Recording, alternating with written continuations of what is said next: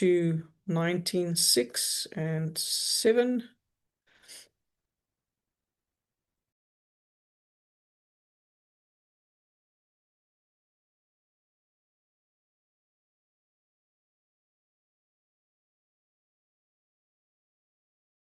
So that is about taking into account period used to answer the questions. So that's again on the time allocations.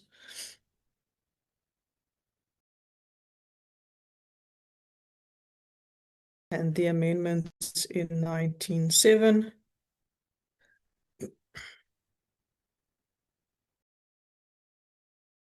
are mainly grammatical corrections that were made there and editorial changes. For 20, the committee deliberations and decisions. Again, a lot of the submissions where there's on how evidence is dealt and assessed, and what has to go into the weight of the evidence applied, that can also fall under the deliberations and the decisions. The ACDP proposes changes to item 20.1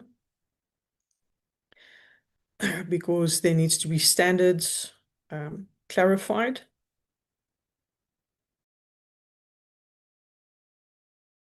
And they recommend that 20.1 be changed to read as indicated. And then also insertion of a new 20.3 in terms of the acceptance of evidence. ANC supported the section.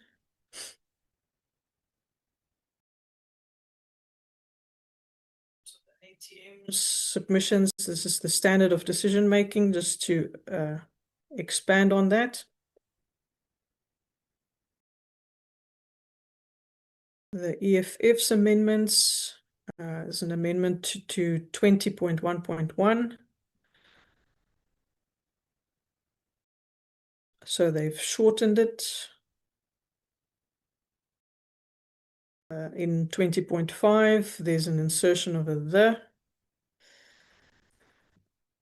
They propose the removal of 20.6. And an amendment to 20.7.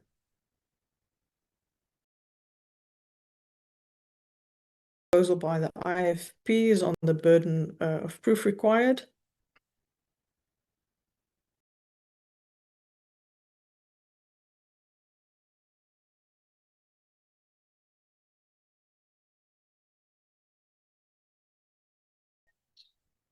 Seriousness of the consequences of the decision.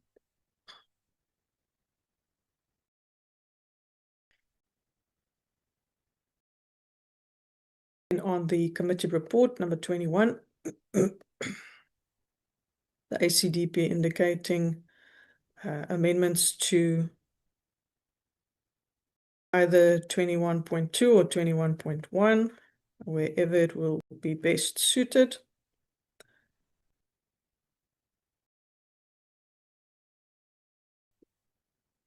So that would be the guide for the report based on these clauses.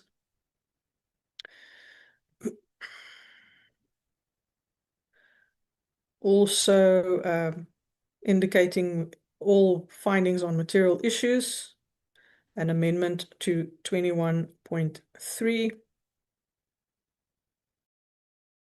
or a new 21.3 regarding the material issues considered. In terms of the ANC submission, that there should be a change after subordination to affirm subordination of the terms of reference to the rules. And then reasons for findings need to be added there based on the ATM proposal, just to expand on how we do those reasons. The committee's report to the National Assembly. with the minimum contents that would be required in the report, recommendations that may arise from the inquiry,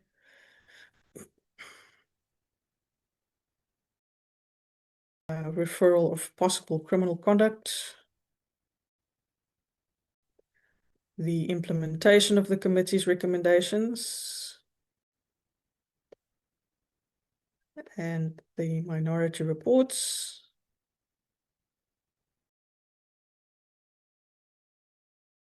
In terms of the EFF submission, there were some amendments to 21.2.4 and 5. That's changing this whether or not to whether. And then the PA submission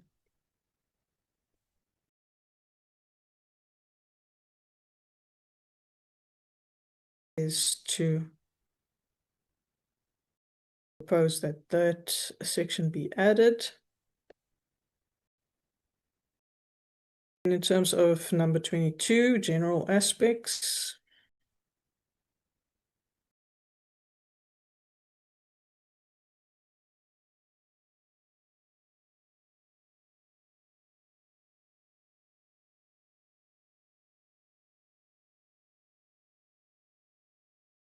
so again, it's the paragraph reference that changes, terms of reference that changes.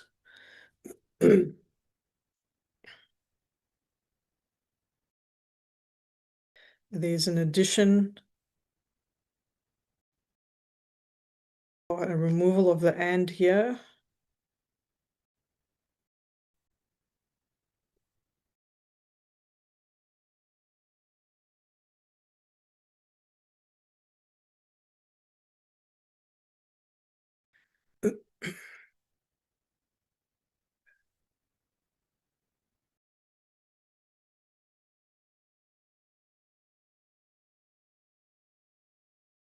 So members will see some of these have been highlighted. That's how we pulled it from the EFF submission. There wasn't any detail on why the sections were highlighted, but we've added it in here.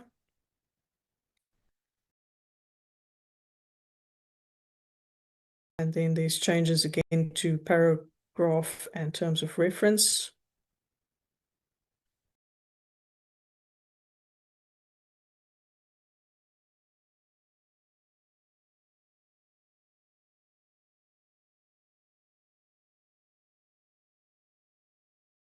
Into 22.8 there. There's a removal of the should here. Should the chairperson deem necessary, and change it to consultation with the impeachment committee. They've also removed the consultation with the president's representative in terms of that paragraph. Then for 23, commencement, publication, and citation. It's mainly these proposals by the EFF.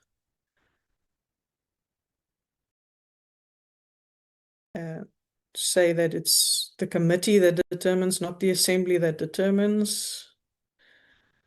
And then where the rules are in there to change it to terms of reference.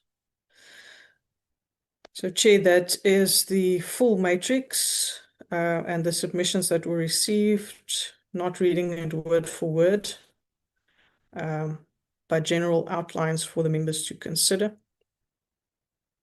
Chair, it was a bit difficult to capture all the proposals because some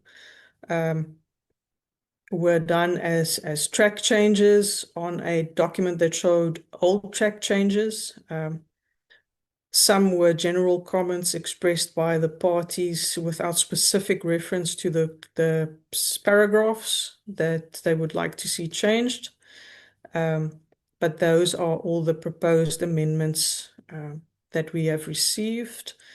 Once we get that one, once 𝐬𝐮𝐬𝐫𝐞𝐭 sends me the one from the MK, I will include it in the matrix as well. And if members are going to send additional comments, we can do a final matrix document then as well, Chair. Thank you, Chair. Thanks very much, Advocate Nell. Honorable members, that's the presentation, and thanks very much for doing justice to the comments that we received. Obviously, we didn't have a standard or a template that we asked members to submit their comments in, but you have done a great job in collating and classifying the inputs that came from the political parties, and I want to thank the political parties for submission.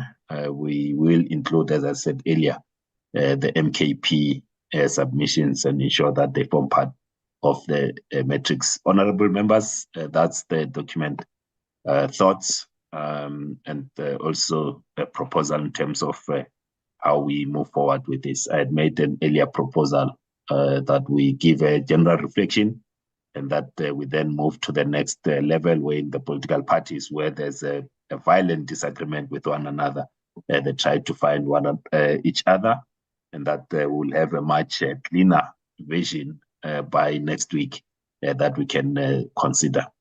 I put the document to yourself, members. Honorable Chairperson, I'm raising my hand. I don't think you can see it.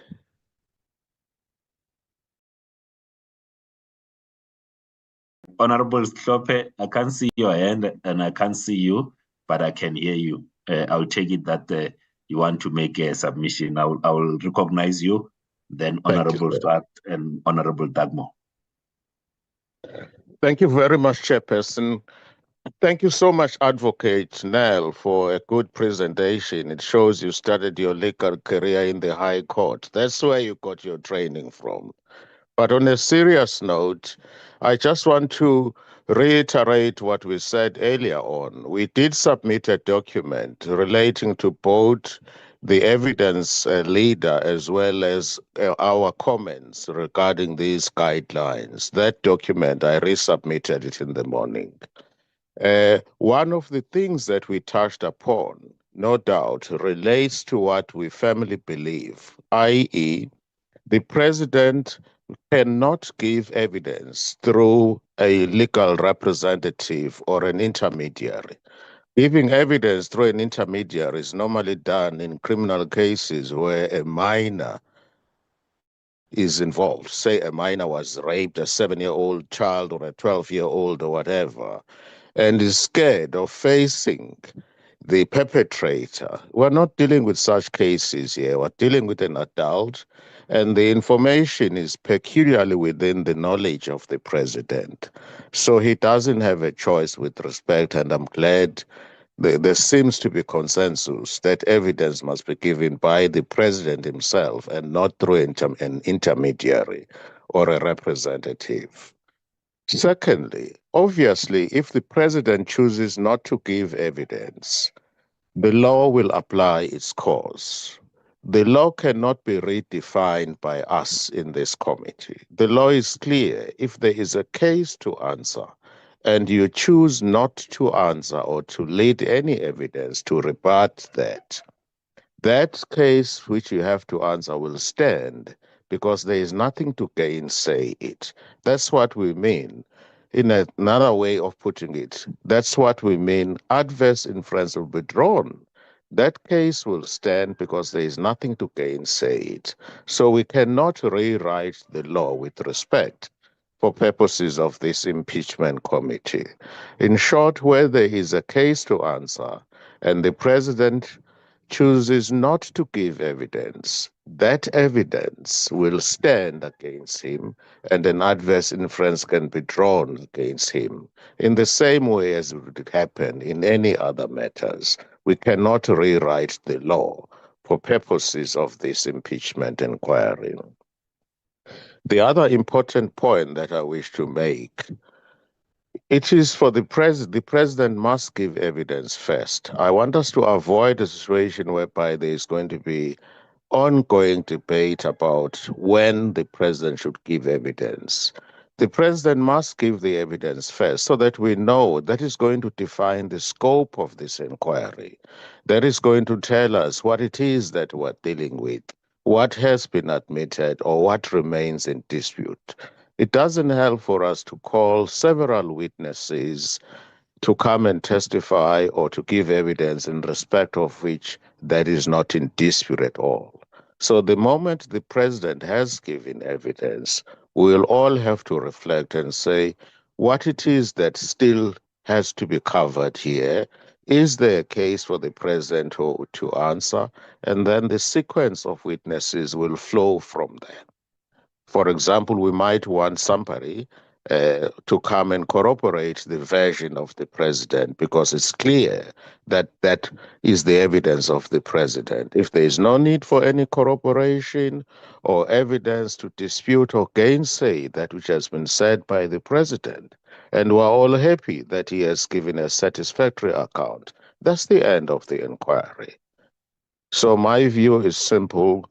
We will have, this is the view of the MK party. We are firm in our submission that the president cannot give evidence through an intermediary or a representative. Secondly, he must give evidence first, because that's going to define the scope of the inquiry so that we know what it is that we're dealing with. If he chooses not to give evidence, and there are witnesses who have been called by the commission to give evidence, and he elects not to give evidence, surely the law will take its course. We cannot rewrite the law. Just a little bit about the standard of proof. We're obviously not dealing with a criminal case where proof is beyond any reasonable doubt. This is akin to civil proceedings where proof is on a preponderance of probabilities. I so submit. Thank you very much, Chairperson. Thank you. Thank you very much, Honorable 𝐵𝐿𝐴. Honorable Swart. Chairperson, thank you. I found the exercise very helpful with the matrix and to learn the other parties' proposals. And there is a large degree of convergence on a number of issues. There's a lot of detail, which I think we can probably agree. I want to support your proposal to allow an additional, I think you spoke about 48 hours for parties to make, to find each other possibly. I think Dr. 𝐶𝐿𝐵𝐿 has raised the critical issue, and that is the wording as presently formulated, that the president can elect to give evidence, and should he, firstly, the issue of through an intermediary, which we would not support according to our document. Secondly, the issue of whether he gives evidence at all, and should he not give evidence, whether an adverse inference can be drawn from that. And the present clause says no adverse inference can be drawn, and I think that is incorrect as a matter of law.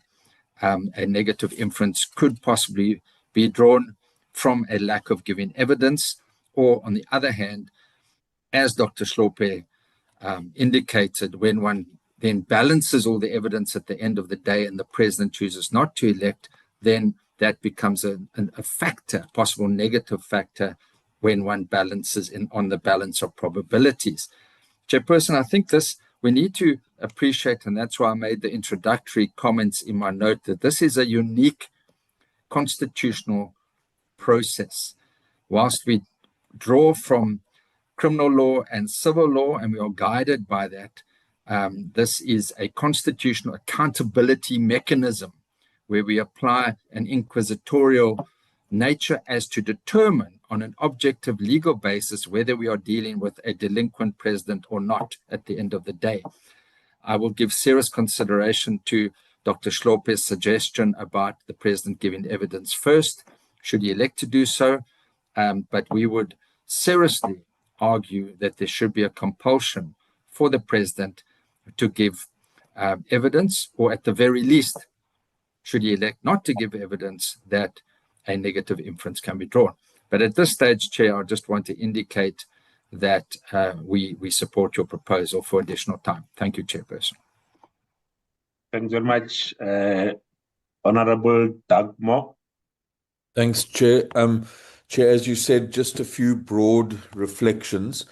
I think it's important that, when we say that we embrace the ruling of the Constitutional Court, that we should also give particular attention to the paragraphs 139, 140, and 141, which is also why we as the ANC have motivated very strongly for a two-stage process. We know that certain reports have already been compiled, and it only makes sense that that's actually where we start. And I think we need to be broadly consistent as a committee, given that the work that we're doing is informed directly by the judgment of the Constitutional Court. And also, Chair, I think what was useful in regard to your response earlier in the meeting, we should be very clear that what we're talking about here is a narrow inquiry specifically into the resolution, the motion and the charges that were contained in that motion moved at that stage by Honourable Zungula. It's not about anything else. That is the motion that went to Parliament. It's the subject of a panel report investigation. And it's very important that we maintain the focus and the mandate of this particular impeachment committee. Thank you. Thanks very much, Honourable Ngobeni. Thank you, Chairperson. I think I just want to make maybe 2 or 3 points. The first is that I think we are all very much aligned with regards to the President appearing, and that, we're hoping that that will be absolutely unanimous. We don't believe that he should be able to give evidence in absentia.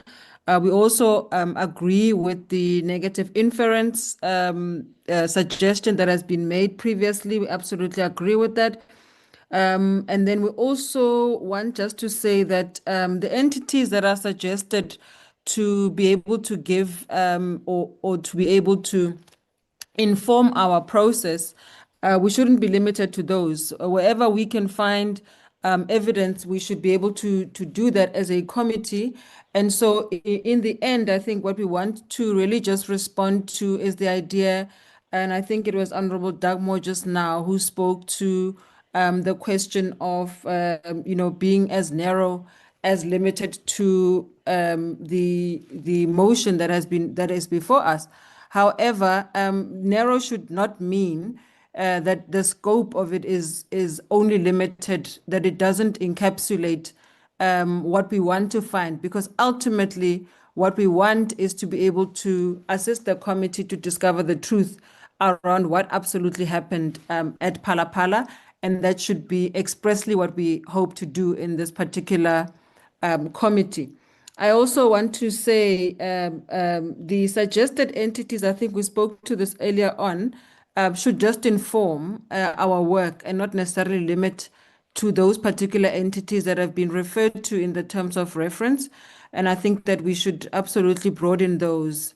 And then finally, I want to say that I think we'll agree with the additional time that, perhaps be in line with the 48-hour submission that we are making with regards to the evidence leader.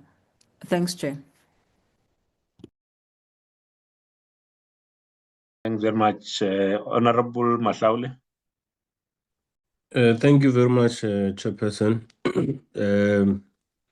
I think the framework, the matrix, gives an opportunity now for parties to engage in a very sober way to find each other, because as and when you go through it, you can tell that there are many areas of convergence, and I think it paves the way to engage and find each other.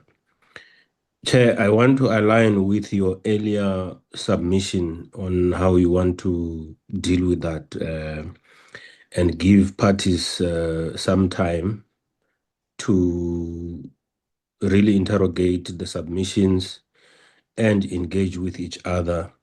Where they find each other, they do. I just want to point something, Chair, that is of a concern to me. I find it not useful, and I'm not saying it's not allowed. but how it became maybe a problem moving forward on how the committee conducts its business. There is a certain paragraph, I can't remember which paragraph here, your legal people will look at it. NCC made a submission, and already in their submission, they say the submission of the ANC is in this manner and that manner. We don't agree with it. One wonders, where did they get that submission for them to not put their submission forward, but look at somebody's submission and start talking about it.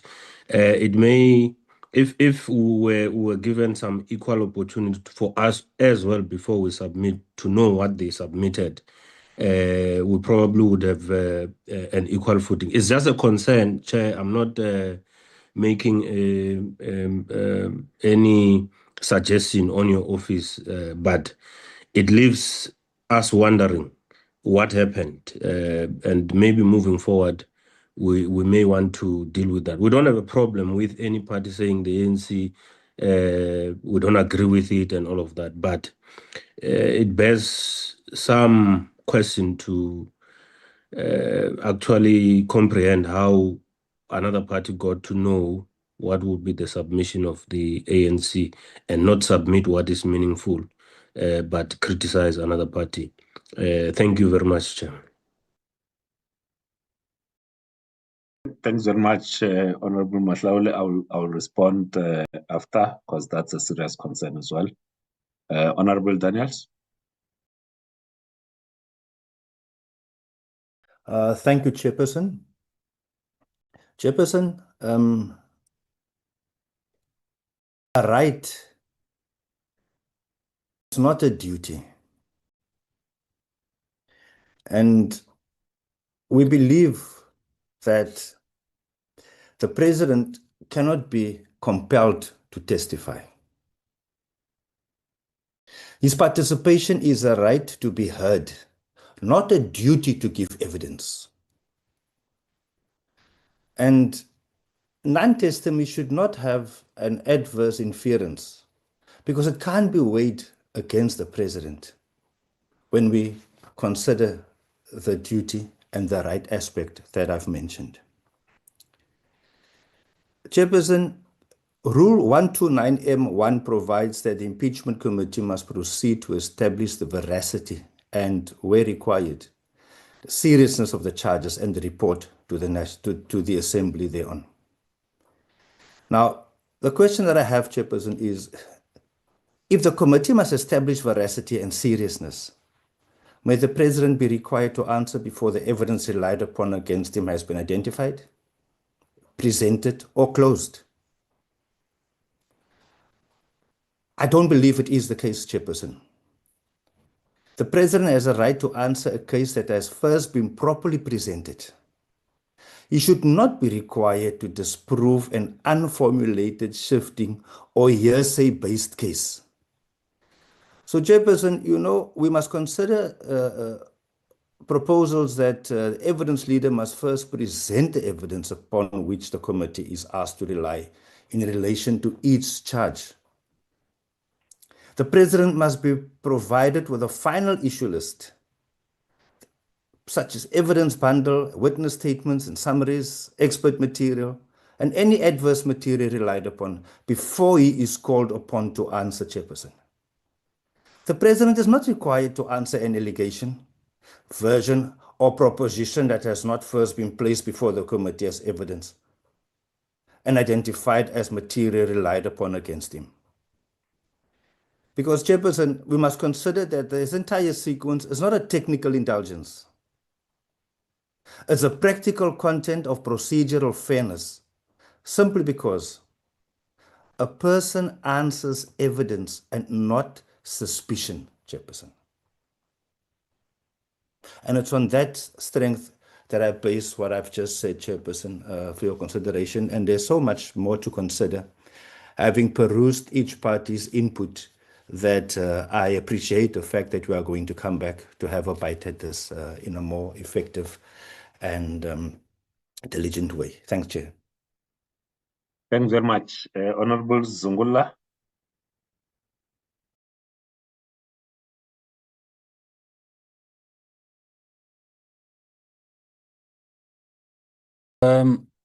Thank you, Chair. Let me start, Chair, by maybe dealing with the issue of where or why we're here. We're here because there's prima facie evidence of misconduct and violations to the Constitution by the President. And because there's prima facie evidence against him, it is not a suspicion when that is put against the President. It is not hearsay. It is not something that could be interpreted as if it is just mere suspicions that have been put against the President.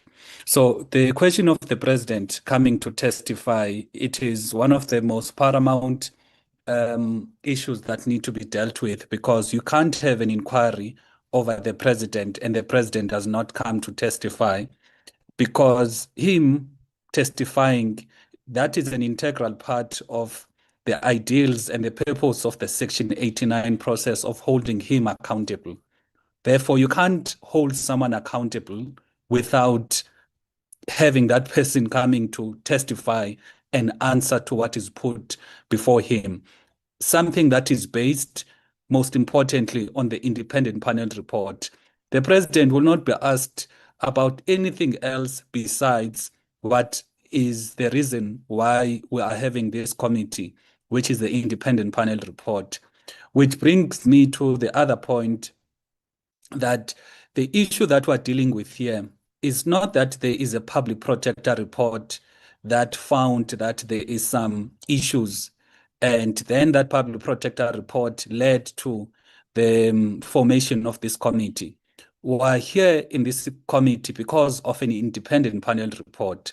So the assertion that we must rely on, or we must start with the reports that may have been done by other institutions, I don't think that would be a wise move, because in some instances, the outcomes and the views of those particular institutions fundamentally differs from what the independent panel found.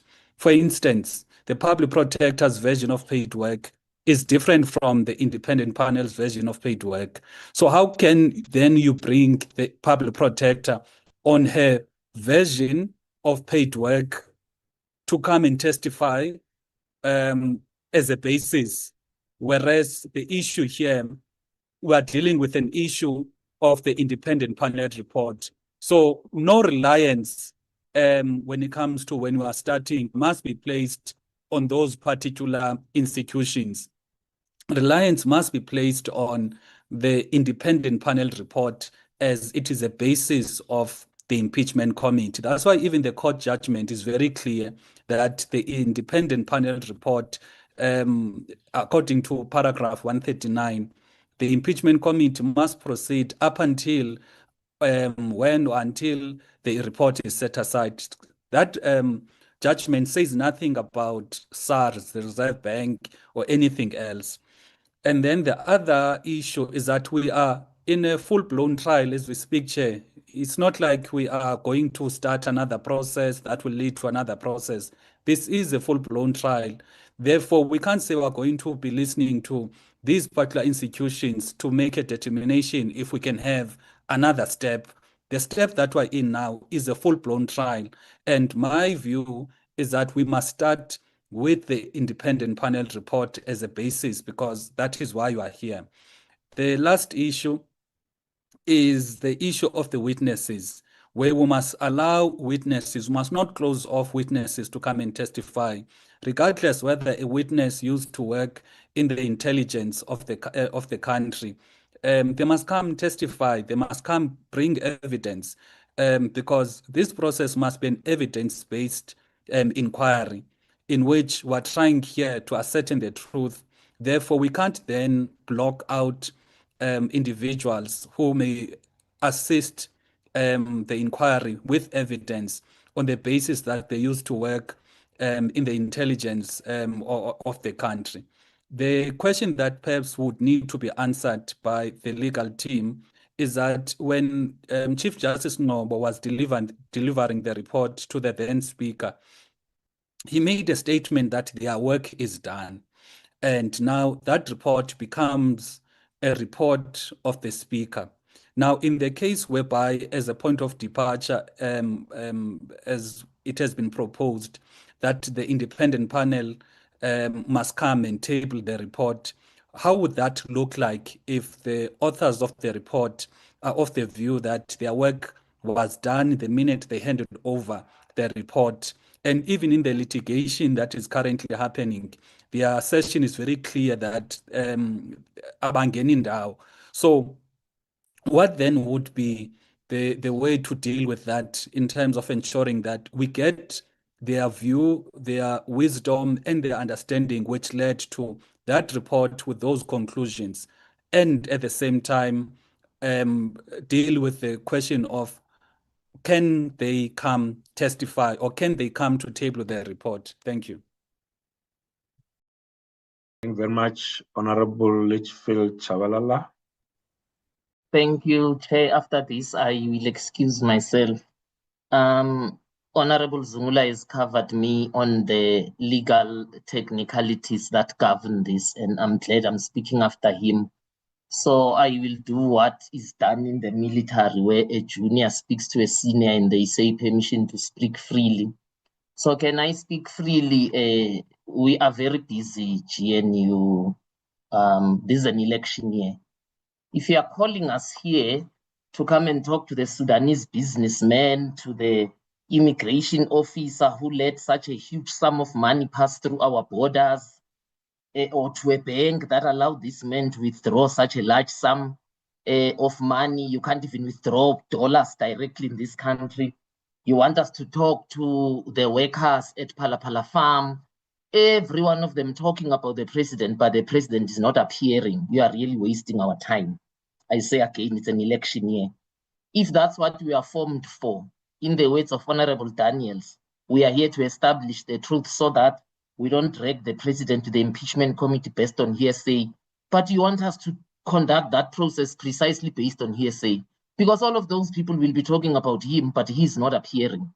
So honestly, I beg, or so say Nigerians, GNU, don't push us to a corner where, as some of us in opposition have to come into boardrooms and say, do we really want to be part of this impeachment committee, or do we just leave it as a GNU process? You can't waste our time this way, not this year when it's an election year. So let us be very clear from the beginning. If you want to establish the truth, this whole case is about the president, trying to understand what is so scary about him appearing in the impeachment committee. Also, just permission to speak freely again. Do you think if those dollars were found in my house, I would still be breathing today? I would long have been in jail. So, man, let's not confirm what some of us in opposition are already saying, that we are dealing with a legal process that is very captured in this country. Don't confirm that stereotype. Can we be serious about ourselves? Thank you, Chair, and I would like to excuse myself. Thank you, colleagues, for this meeting. Thank you very much, honorable members. That concludes the general reflections. I think the sense that I got from everyone, it's that we also extending this, now that we've had the presentation on the party submission, we're extending it with the same deadline, 48 hours until 1800 hours for political parties to confer with one another, and where there are disagreements, at least submit a consensus view in that regard. But also for ourselves in the background, we can be able to then clean up the document so that by the time we meet next week, it's not a 114-page document. We remove all the commentary around the proposals, and we are left with the proposal so that it becomes a lot easier for us to deliberate on that. Honorable Zungula? Chair, just to register my request, that can you also look into the role of the independent panel? I will come there. I'm taking from the top, Honorable Zungula. I'm coming there. So that it's insofar as the terms of reference, can we then look do that, honorable members, so that the documents that we'll then submit for the meeting, we are going to have a meeting next week, Wednesday, on the 29th of July. So we want to submit those documents by Monday. So if you find one another, please let us know and submit the consolidated view together with the party that you have agreed with. It will assist us. It will assist us greatly.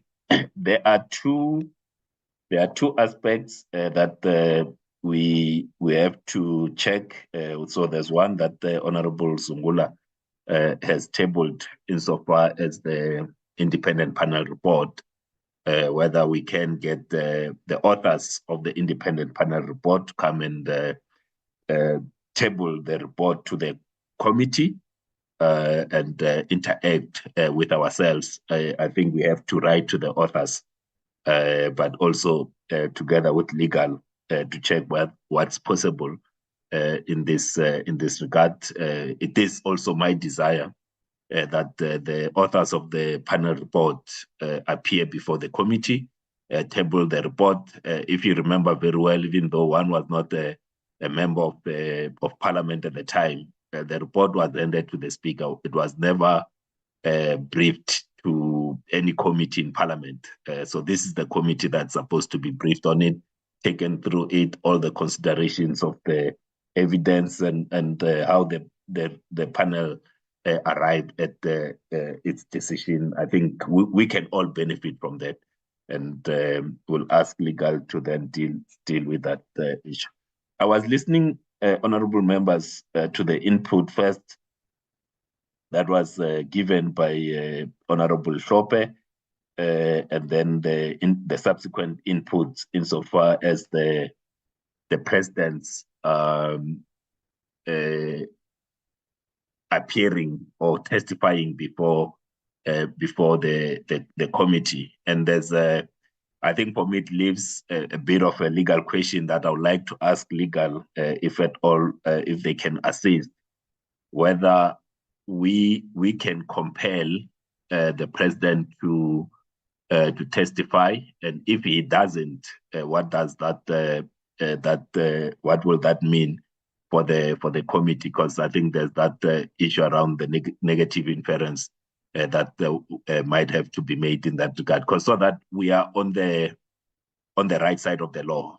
I know that we might have our desires as members. We also don't want the rules themselves to be challenged if someone chooses not to testify and believe that there's no case to answer. And also in terms of what Honorable 𝐿𝐵𝐿 have proposed, that the president testifies or gives his version or appears before the committee first. If I can ask legal to just look at that matter, so that when we consider that particular clause in the terms of reference, we do have some legal backing, and if possible, legal can then prepare that briefing to the committee for next week Wednesday, insofar as the president is concerned, and also looking also in other, they will use the case law in other jurisdictions where impeachment processes will have taken place. Will that cover us members, so that by the time we discuss this particular matter, because it was also a matter that we discussed last time we met in June, that legal can go a little bit deeper to help us get to a decision on this particular topic. Can we agree to that, members? Yes, agreed, Chairperson. Thank you. Agreed from my side. Thank you. Thank you very much. Very progressive, Chairperson. Thank you very much. Thank you very much. Thank you very much, members. Insofar as this item is concerned, the decisions that we are taking is that, firstly, we are giving political parties 48 hours, so until Friday, 1800 hours, to confer or lobby each other on clauses that they are differing with, and then to submit to us the agreed position so that we can clean up the metrics for the meeting on the 29th. That's the first one. The second one is that together with legal, we are going to write to the authors of the independent panel report to ask them to in terms of the availability to present the panel to the report to the committee. So that's the second one. And then the third one, it's for legal to assist us insofar as the appearance of the president, or if the president might choose not to testify, what are the options that are available to the committee, so that those two clauses in the terms of reference are properly clarified. So these are the three decisions insofar as this item is concerned. Honorable 𝐿𝐵𝐿, did I leave something out that you said? Chair, I just wanted clarity that in your summary around communicating with the authors of the independent panel, and you've also referred that the team in your office would look at some legal aspects. I think could we just also agree to ask them to consider in regard to both, okay, the interdict, there will be an outcome on Friday, but in regard to the review application, whether it would be prudent to have that engagement before the review panel, the review process has come to a conclusion as to whether there are issues with that panel report and so on. I think we must just get an opinion on that. I'm just concerned that we invite without looking at the implications of possible judgments down the line. I see two hands, Honorable Mahuto and Honorable Zungula. No, thank you, Chair. We didn't want to engage now because you said we were going to engage as political parties and then come sit next week.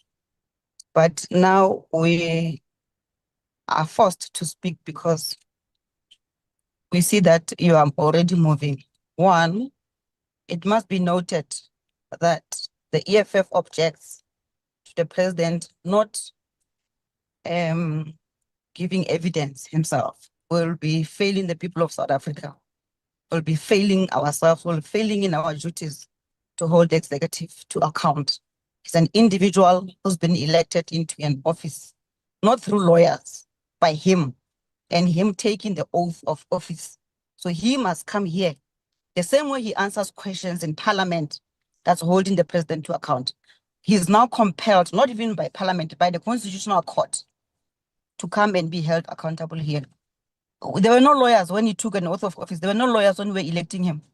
So we vehemently disagree with any notion that the president should speak through lawyers. That's number one.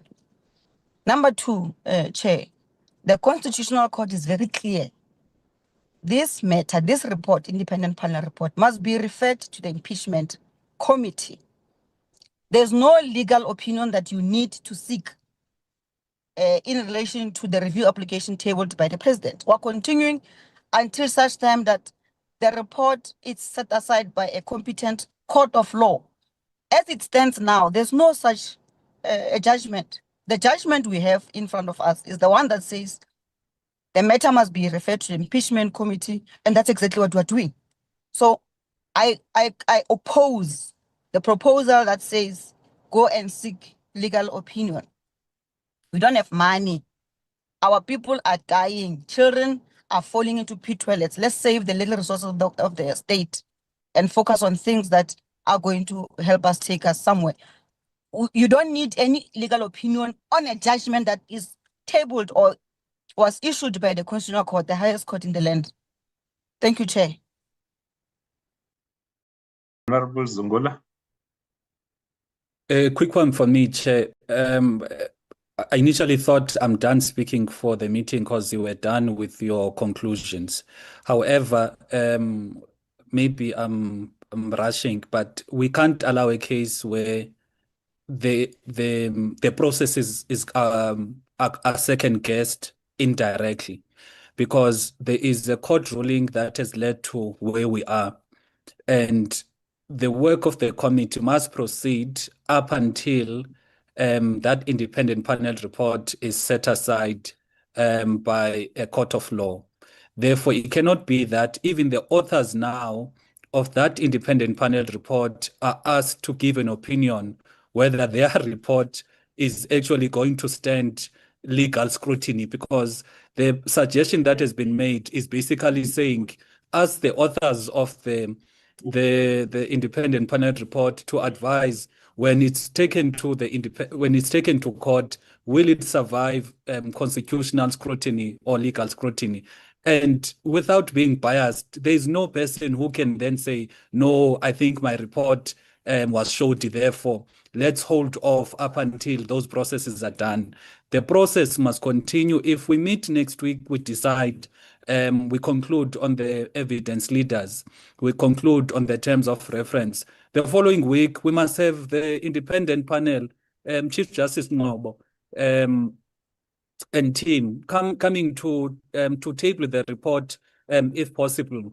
There need not be any form of delay up until those legal processes, because that is not what the Constitutional Court actually crafted in their judgment. Thank you. Thank you, Honorable Muthambi. Thank you, Chairperson. Yet, well, we agree that this matter must proceed. But, Chair, I think we stand to support your recommendation on that you seek a legal opinion also on the issue on the election, whether to testify or not, because that will provide a balance and clarity on the constitutional right to remain silent, because it's there. I will want to support that. And then secondly, Chairperson, there's an issue that Dr. 𝐾𝐿 raised on the issue around the standard of proof on these matters, whether it's on the balance of probabilities or beyond reasonable doubt that relates to court, both civil and criminal approach. And then the question that arises, Chair, is that which standard of proof is used to determine serious violation of the Constitution, and the Constitution at the same time does not define it or its actual threshold. That's why it will be important for you, Chairperson, as we proceed, when we move towards, you also seek a legal opinion to that, but we support that matters that you said you must seek legal opinion. Thank you, Chair. Thank you very much. Thank you very much, members. Just so that we are clear, and I'll start Honorable Zungula to say that what you had asked was that you want us to then ask legal, not that we are going to an external counsel and so forth. There are legal advisors to this committee. The first point of call for us, or for myself as the chairperson, is the legal advisors to the committee that then looks at these matters. So you had said, Honorable Zungula, that the panel had said that they say their work is done. Now we need to request them to appear before the committee. I said that together with legal. No, when I say legal, I'm referring to the legal advisors to the committee, which is Ms. Suan Isaac and Mr. Michael Prince in the first instance. So we are not going to spend any extra money because they are the employees of Parliament. In the first instance, they are going to advise on the question that you asked, whether we can call them, and then if we then say we can call them, then we write a letter asking them to come and appear before the committee, like we do with any person that we would like to appear before the committees of Parliament. That's what we're going to do, and it is the same insofar as the president. The first instance, we look at the legal advisors, they give the legal advice. If the legal advice from the legal advisors of the committee, it's of says that no, this particular matter requires an external person to give an opinion, that matter will be brought to the committee. But what you will have will be from within the legal unit in Parliament. I'm not one to just quickly rush to an external senior counsel and so forth to try to get legal advice. In the first instance, we use the legal advice in that regard. And it's important for us to also be informed of whatever recourse that it's available to us in a case where, let's say, either the president in this particular instance says that is not compelled to testify before the committee, so that the committee, when it finalizes its terms of reference, it can be adequately informed, and not only we go with just our own wishes. So I'm trying to say, as a committee, we need a bit of background information, or at least some view on this before we finalize the terms of reference. It was not to say in any way that we cannot state in our terms that the president must appear, but is to say, all right, what are the options available to us? And that work will be done by the legal advisors that are assigned to this committee in the first instance. Honorable Mautwe? No, thank you, Chair. You know, Chair, we should not go around in circles all the time. We've been here before. There was a full impeachment, that process that was taken by Parliament for Advocate 𝐬𝐶𝐬𝐵𝐾. And that should be our base. That should be the starting point to say, what lessons did we learn from that? If you remember, Chair, I was sitting in that committee. You too were sitting in that committee. The initial point was that Advocate cannot be afforded the opportunity to have legal representative. And then the committee took a resolution that we are not affording her that right. She had to go to court to seek intervention for her to have that right. And then the court agreed with her that she has the right to have a legal representation. But the court did not agree with her on her giving testimony or evidence herself. So why are we now changing the rules? Because now it's the same process, it's the same impeachment process, just different faces. But we want now to pretend as if we were never here before. No, Chair, you should have already by now sat with your legal team and your staff to advise you on what has, or refresh your mind, because it's not to advise. You were here. It's not very long ago. Me and you were in that committee. So I don't understand why we are now saying we need a legal opinion on whether the president can come and testify or not. That question does not arise. The president must come and give a testimony. We agree that his legal representative can sit with him, but they cannot answer. They don't answer for him in Parliament. This is still Parliament. There's nothing different here. So let's not waste time over things and waste money. And the legal team should be seized with the work that is meant for the committee. There's a lot of work. There's a lot of paperwork that still needs to be put in place. Instead of going around in circles as if we are here for the first time. Why not? At least we've got that experience, Chair. Please, let's move in that order. Thank you. Thank you very much, Honorable Mautwe. We will move in that order. Honorable Maimane, I saw your hand and then you lowered it. Are you No, covered now? yes, Chairperson. Suffice to say that what I'd wanted to understand is that I think if the committee was to table a report that Parliament needed to vote on to meet the constitutional threshold without testimony from the President, I'm not sure how that would serve Parliament in its interests. That was just maybe a question I wanted to put forward, but I think the other speakers have covered us in terms of where the matter goes. So I will yield it at that point. All right. Thanks very much. I take all the points that have been made, and we will take lessons from. Maybe Muruti Maimane should have prayed for the chair. Aye, Mautwe. No. Thanks very much. We will proceed. It's important that at all times, also when there are some legal questions and these matters come up, we also satisfy ourselves that we are on the right side of the law, because this particular matter, as I always say, is the first of its kind, and we must at all times be on the right side of the law, because there are various ways that these matters will then be dealt with. But we'll proceed on those three resolutions in this regard. Can we then go to the last item, which is the minutes? 𝐵𝐵𝐾𝐭, can you please take us that item, the minutes of the previous meeting? Thank you very much. The minutes were circulated, 𝐵𝐵𝐾𝐭. Just go to the resolutions of the meeting. Thank you very much, Chair. As I present the minutes, you are correct. They were presented to the committee. Sorry, they were circulated to members. It is the minutes of the 24th of June, our last committee meeting. And as you have indicated, Chair, I'll just go down at the bottom where the committee made the resolutions, wherein after the deliberation, it was resolved that all political parties would be afforded until Friday, 10 July, to submit the nomination of candidates for consideration as evidence leaders.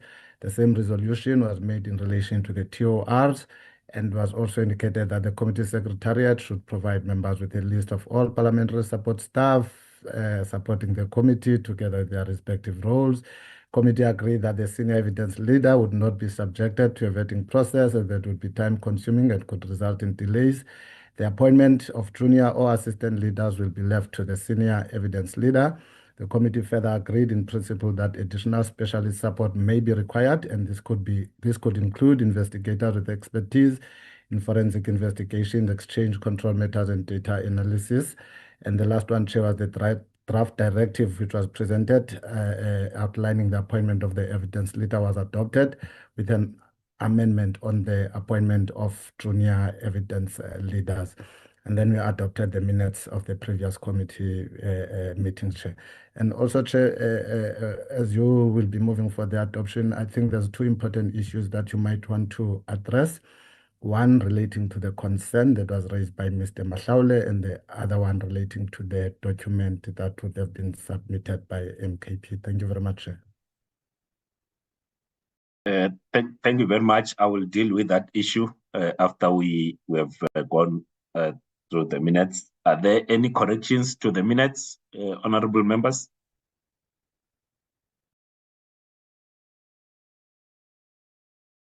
I don't see any hands. Any mover for the minutes as a true reflection of our last meeting, Honorable 𝐷𝐷𝐭? Thank you, Chair. Yes, I would like to move for the adoption of the minutes as presented. Thank you. Thanks very much, Honorable 𝐷𝐷𝐭. Any seconder? May I second, Mr. Chairperson?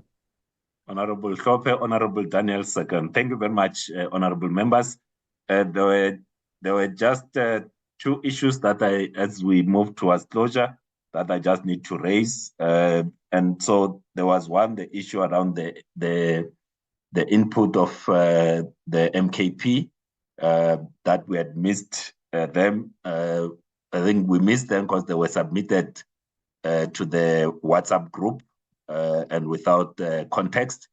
If I could just ask that any communication, especially whether it relates official communication, be directed to the committee secretary, and I can be copied on those conversations, but let's not submit the documents, especially of this nature, through the WhatsApp group, because without context, because they do sometimes get lost in there. Let's use the official channel, which is the email to the committee secretary, but we have taken note of that document, Honorable 𝐶𝐿𝐵𝐿, that MK has submitted. Can we, in the future, email them to the committee secretary? And Advocate Nell has just indicated to me that she will add the input of MK and circulate the amended matrix this evening. That's the first issue. The second issue relates to the point that Honorable Mahlaule raised insofar as the comments from the NCC. And I was able to check with the team in terms of what could have happened. Safe to say that if you remember, when the draft, then there were the draft rules were sent through to the committee. The inputs of the political parties that were sent to the subcommittee on rules were attached to that referral, and that when we sent the draft rules, then the inputs of the political parties were also circulated. So the NCC made their comments based on the inputs of the ANC to the subcommittee on rules. It was not that they got sight of your presentation in this particular round of inputs, Honorable Mahlaule. They were responding to the earlier inputs that were circulated that you will have made to the subcommittee on rules that were referred together with the draft terms of reference. So that's how the NCC got hold of your initial input. It was from the input you made to the subcommittee on rules. Honorable members, this brings us to the close of our meeting. It's 30 minutes after we had budgeted, from the time that we had budgeted for. It means that next time we should budget the time accordingly. So we'll budget 10 o'clock to 2 o'clock for the next meeting so that we can be in time. So thank you very much to yourselves for attending this meeting, for participating. And please do submit if you have additional nominees for the evidence leader by Friday, 1800 hours, and also in the conversations that you need to have with one another as it relates to the terms of reference. If we can have them by 1800 hours on Friday, we'll appreciate. Thank you very much. And thanks to everyone who joined this meeting online, who watched this conversation on YouTube. 𝐾𝐨𝐧'𝐭 will continue to focus on the things that is in our control. Thank you very much. The meeting is adjourned. To wording upon receiving written advice, not just the written advice.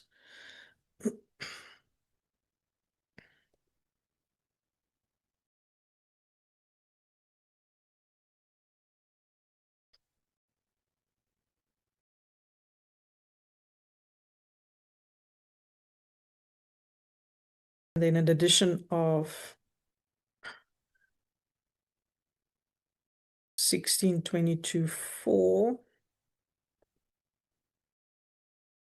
and 5 would then add to 1622. So these are new ones proposed. Welcome to the meeting of the Impeachment Committee for the Section 89 inquiry.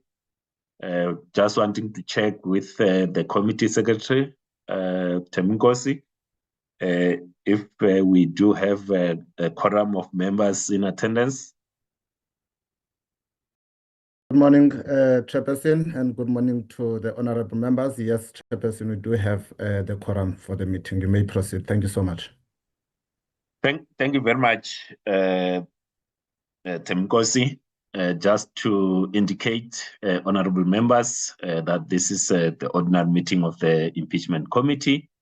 We have two key items that we are going to be looking at, and I hope you are also enjoying your constituency period.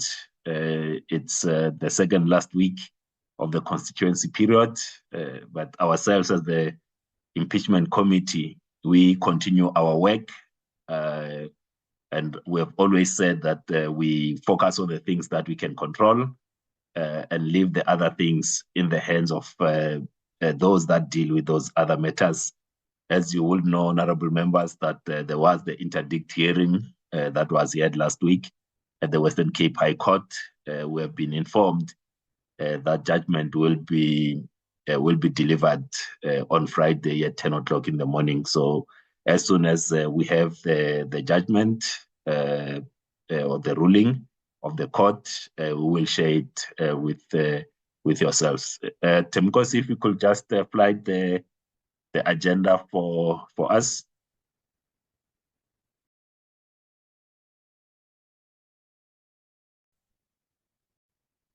Thank you, 𝐼𝐶𝐭. So this, honorable members, this is our agenda for the day. You will see that there's a slight swap of items from the one that was circulated earlier, which had as item number 4 the consideration of the terms of reference. So we just brought the item on the evidence leaders before that, because the one on the evidence leaders is not long. It's a short item, and we can deal with that matter as quickly as we possibly can, and then that will then be followed by the consideration of inputs on draft terms of reference. So it's just the change of orders. So we did not change the items to be discussed today. I see the end of Honorable Swart. Good morning, Chair, and morning, colleagues.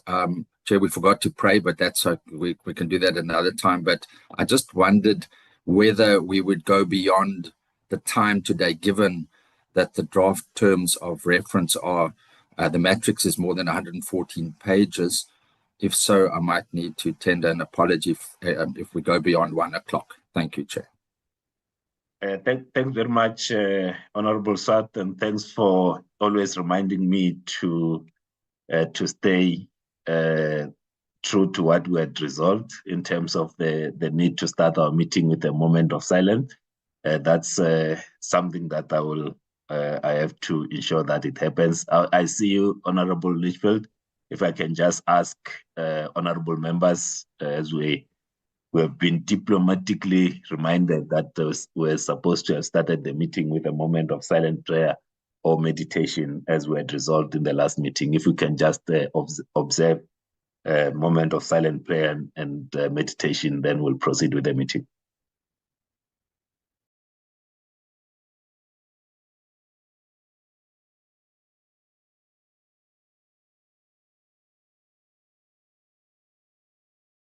Thank you very much. Honorable Litchfield. Thank you, Chair. I think, like Honorable Swart, if we go beyond the time, I will ask to be excused. I have a joint sitting at 2 at the Pan-African Parliament. I actually have one even this morning, which I'm missing. Thank you, Chair. All right, thanks very much. So yourselves and Honorable Swart has moved ahead. I wanted to come to item number 2, which is apologies. Ask 𝐼𝐶𝐭 if we have received some apologies, but noting the apologies of Honorable Litchfield and also the apology of Honorable Swart, in case we don't finish by 1 o'clock. 𝐼𝐶𝐭, if you could just go through the apologies. I see the end of Honorable Daniels. I'll come to you, Honorable Daniels, if you can just get the apologies first, unless if this is a point before apologies. Honorable Daniels.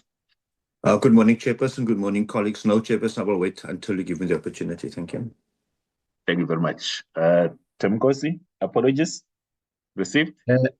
Morning once again, Chair. No apologies, Chair, except that Ms. Mpapane is still trying to join the meeting and I'm assisting her. That's all. No other apologies, Chair. Thank you. Thank you very much. I'm in the meeting, Chair. Thank you. All right. Thank you, Honorable Mpapane. Honorable Daniels.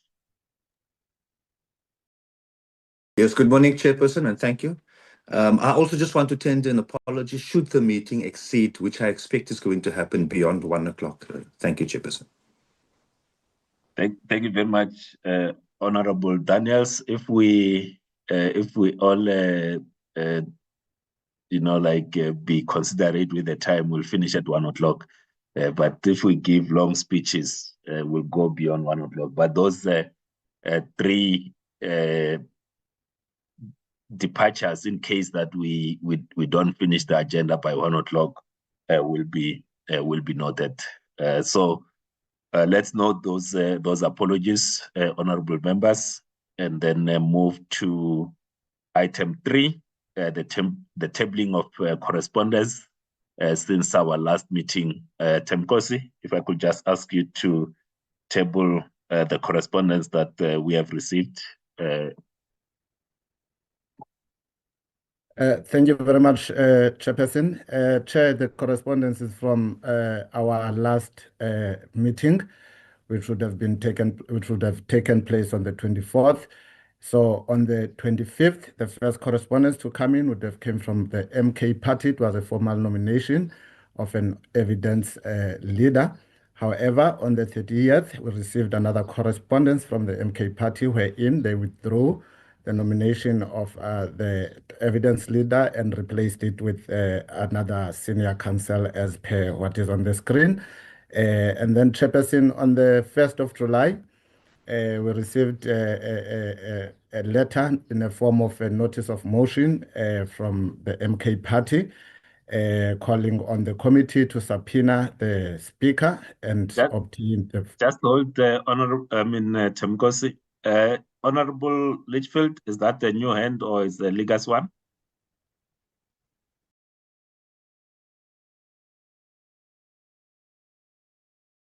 I think it is a legacy hand, Chair, because when you asked me to do correspondence, it was up already, but we'll wait for the confirmation. All right, there's no confirmation, and once we deal with this, I'll just go back, honorable members, slide back to ask that we adopt the agenda before we get to the meat of the agenda. Thanks. Continue, 𝐾𝐨𝐺. All right. Thank you, Chair. I will lower the hand of Dr. Litchfield Tshabalala, then Chairperson. Yes, Chair, to proceed, then I was indicating that the motion was calling on the committee to subpoena the speaker and obtain the full unredacted legal opinions and documents relating to the President's review application to ensure transparency and enable the committee to properly carry out its constitutional mandate. The Chairperson responded to the MK Party's letter on the same day and advised that the committee's mandate was limited to investigating the Section 89 charges against the President, and that concerns regarding the Speaker's conduct should be addressed through the appropriate NA processes.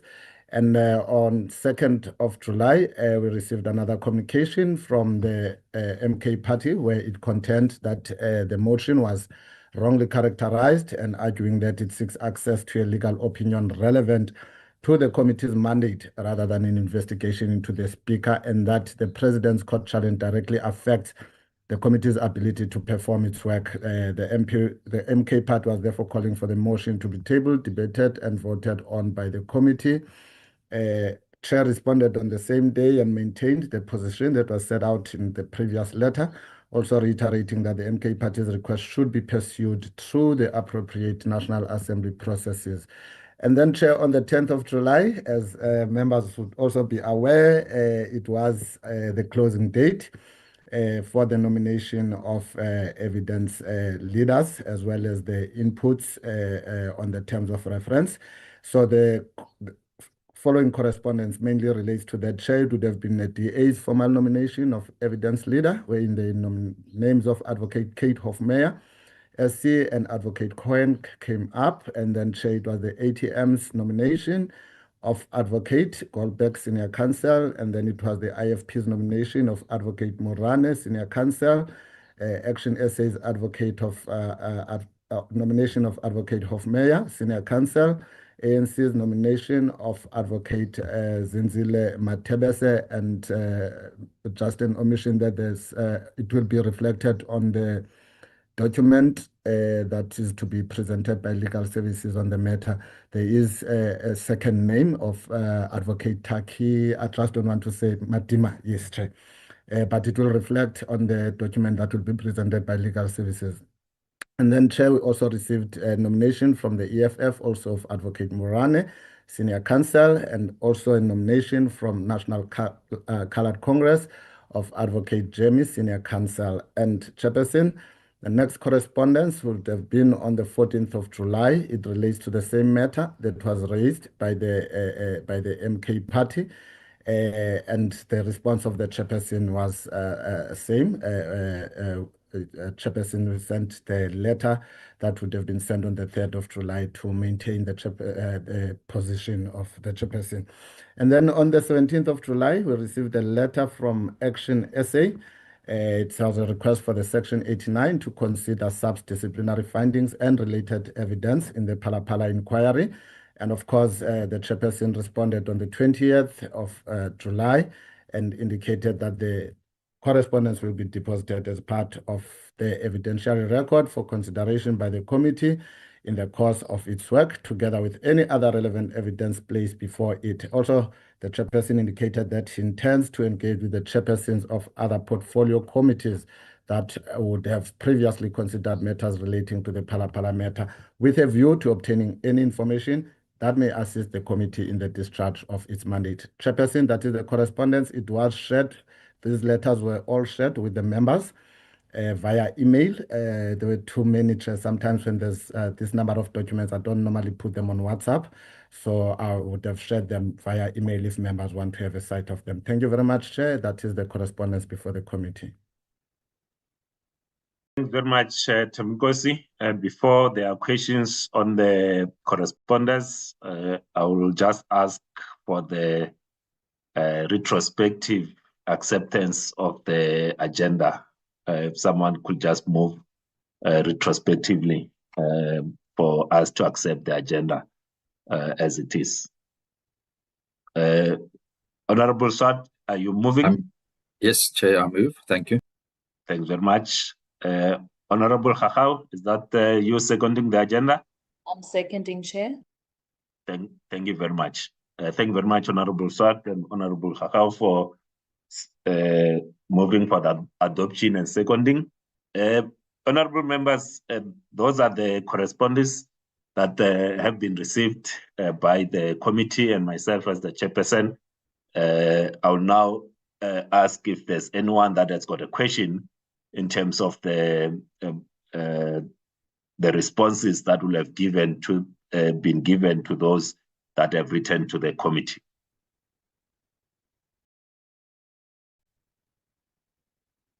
Honorable 𝐷𝐴𝐺𝐻.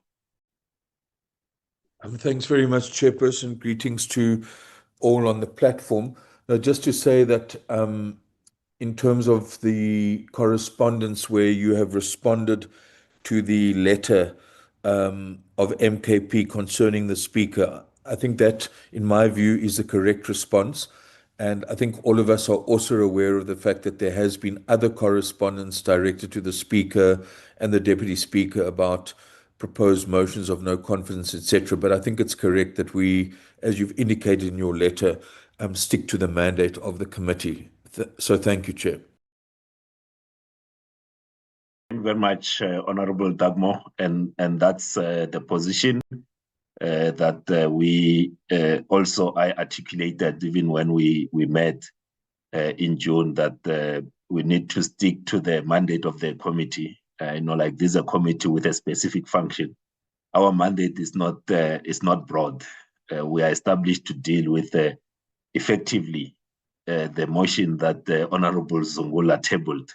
So we have to deal with matters relating to the charges that are contained in the original motion, and that's how narrow our scope is. And I always want to say that let's not try to broaden our mandate beyond that which is contained in the original motion, but also what's contained in the independent panel report.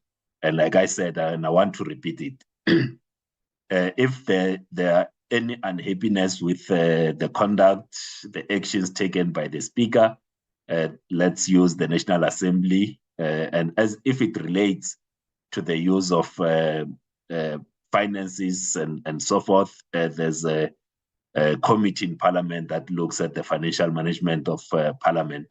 Let's use those channels and let's not broaden the scope of this committee and make it a general committee. It's established to deal with the matters as contained in the original motion that was submitted by Honorable Zungula in terms of Section 89 of the Constitution. Thanks very much, honorable members. We'll now move to the next item, which is to deal with the nominations of the evidence leaders, the evidence leader, and then I'll ask Suen from legal to just present the report.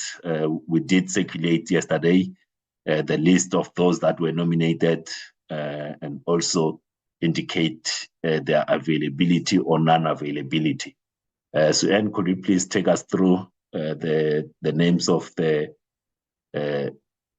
evidence leaders that were nominated by political parties? So there's one name that was not nominated by the political parties. It was from myself, who then asked legal to cast the net a little wider and see if they could find someone outside of those that were nominated by the political parties, just in case someone says there's a name that was not listed in the correspondence. How did it make an entry there? It was my request to legal to just cast the net a bit wider. Thanks very much, honorable members. I'll now ask Suen Isaac from legal to present on that agenda item. Good morning, Chair and members. I'm just going to share my screen that has the list of the evidence leaders. Chair, we were requested to check the availability of the various legal practitioners nominated by the political parties to the committee that are serving in the committee. The process we used was to call the people and ask them whether they met the criteria that the committee had resolved against. The first person we caught on the list is Advocate 𝐬𝐮𝐬𝐫𝐷𝐻𝐿, SC. He indicated that he is available and interested in serving as evidence leader, but he does have a very packed diary until November. The next person was Advocate Taki Madima, SC. He indicated he's not available. The third person is Advocate Kate Hofmeyer, SC. She is available. Advocate 𝐟𝐨𝐫𝐿, we contacted him. However, he does not have enough experience. He is a junior advocate at present, so he does not have the required 15 years experience that the committee requires the evidence leader to have. So we have indicated he's not available. He would be available if he would be considered for the junior. Next person is Advocate Vuyani Ngwana. Chairperson, he indicated he is available. As per the requirements that's set by the committee, which is one of them being that the evidence leader must not have a real or perceived conflict of interest in respect of the matter. In our due diligence, we became aware of a case that he had, as an acting judge, he made a ruling and did refer to the matters related that were discussed in the independent panel report. We did put that to him, Chairperson, and asked him whether he felt that this issue would give rise to even a real or perceived conflict of interest. He did respond to us in writing, and his view was that he is not conflicted in relation to serving as evidence leader. He states that he's governed by Clause 58 of the Legal Practitioners Code. These public utterances in the judgment of Mogai and others versus City of Tshwane Metropolitan Municipality were criticisms of the legislature and not the president. And he also feels that he was vindicated by the Constitutional Court. He says that in any event, his views expressed on the Phala issue are irrelevant. He points out the fact that the evidence leader is not required to find the guilt or innocence of the president. The evidence leader will be required to lead evidence. And he also refers to the case of NDPP versus Zuma, which the court said the motive of a prosecutor is not relevant to the lawfulness or unlawfulness of a prosecution. So in summary, he's of the view that although he's made public comments about the independent panel report and matters related to Phala, he is not conflicted. The next person we contacted was Advocate Morani. He is not available. Advocate Doran Goldberg as well. He indicated he is not available. Advocate Ismail Jamie is available, and Advocate Pule Sileka is available as well.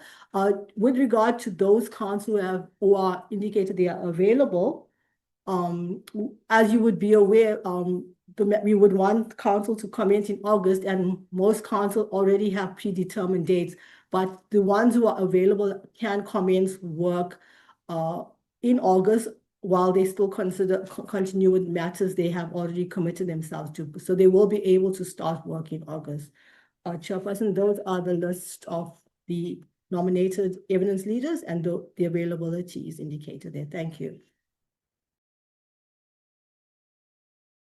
Thanks very much, Suen. Honorable members, that's the report based on the nominations that you had submitted, and I present the report to yourself.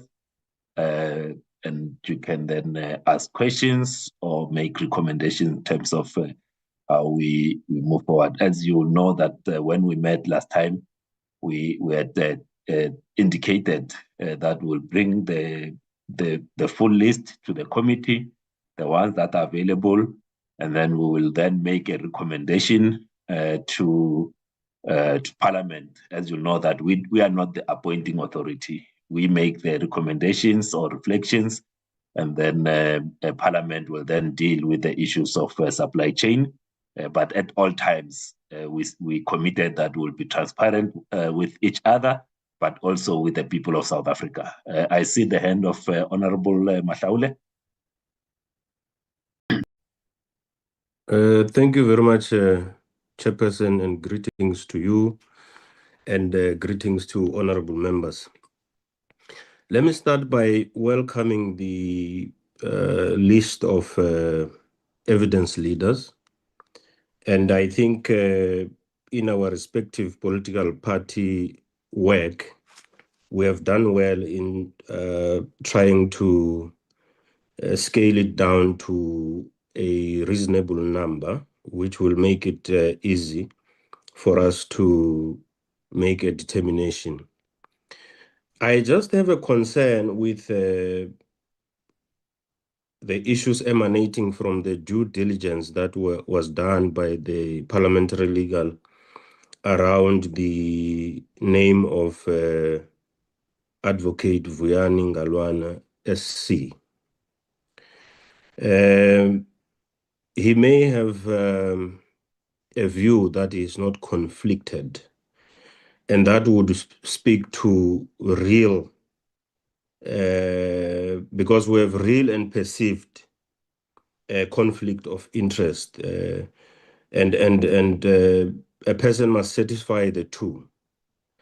If he feels that he is not conflicted in real terms, and we come to a conclusion that we perceive him to be conflicted, I think that satisfies the view that may come to say he doesn't satisfy the issue of real or perceived conflict of interest.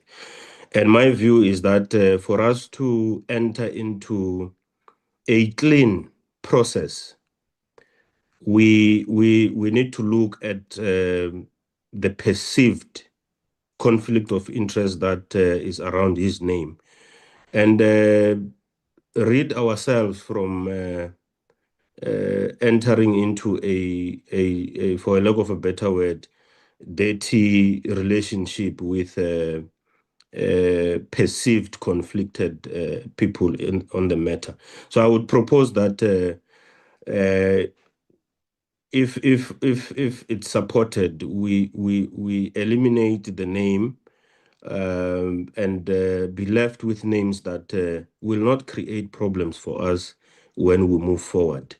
And that would say we are left with Advocate 𝐾𝐨𝐧'𝐭, Advocate 𝐼smail_Jammeh, and Advocate Pule Seleka. Now, we are meeting these names for the first time, and when I say for the first time, I mean formally. We may not know who 𝐼smail_Jammeh is, Advocate, and Advocate Pule, because we did not nominate them ourselves. They were nominated by some political parties. And we don't want to disadvantage these people because we have never seen them in a commission of inquiry like Advocate Kate Hofmeyer. And we want to suggest that maybe let's allow political parties to also do due diligence on the advocates, maybe extend it with a 48-hour, which is 2 days, and it will be a Friday, to satisfy ourselves that we know, so that when we engage with political parties, we don't engage from a disadvantaged point of view. And that will assist us, Chair, because you mentioned that the judgment of the Western Cape High Court will be released on Friday. Maybe this exercise may be as futile, depending on the judgment. And if the judgment says we proceed with determination. So that's my proposal, that let's extend with 48 hours and also allow other parties who may want to nominate others, because we didn't know some are not available and so forth, to do so and move forward. There are two proposals: extension and the elimination of Advocate Ngalwana. Thank you very much.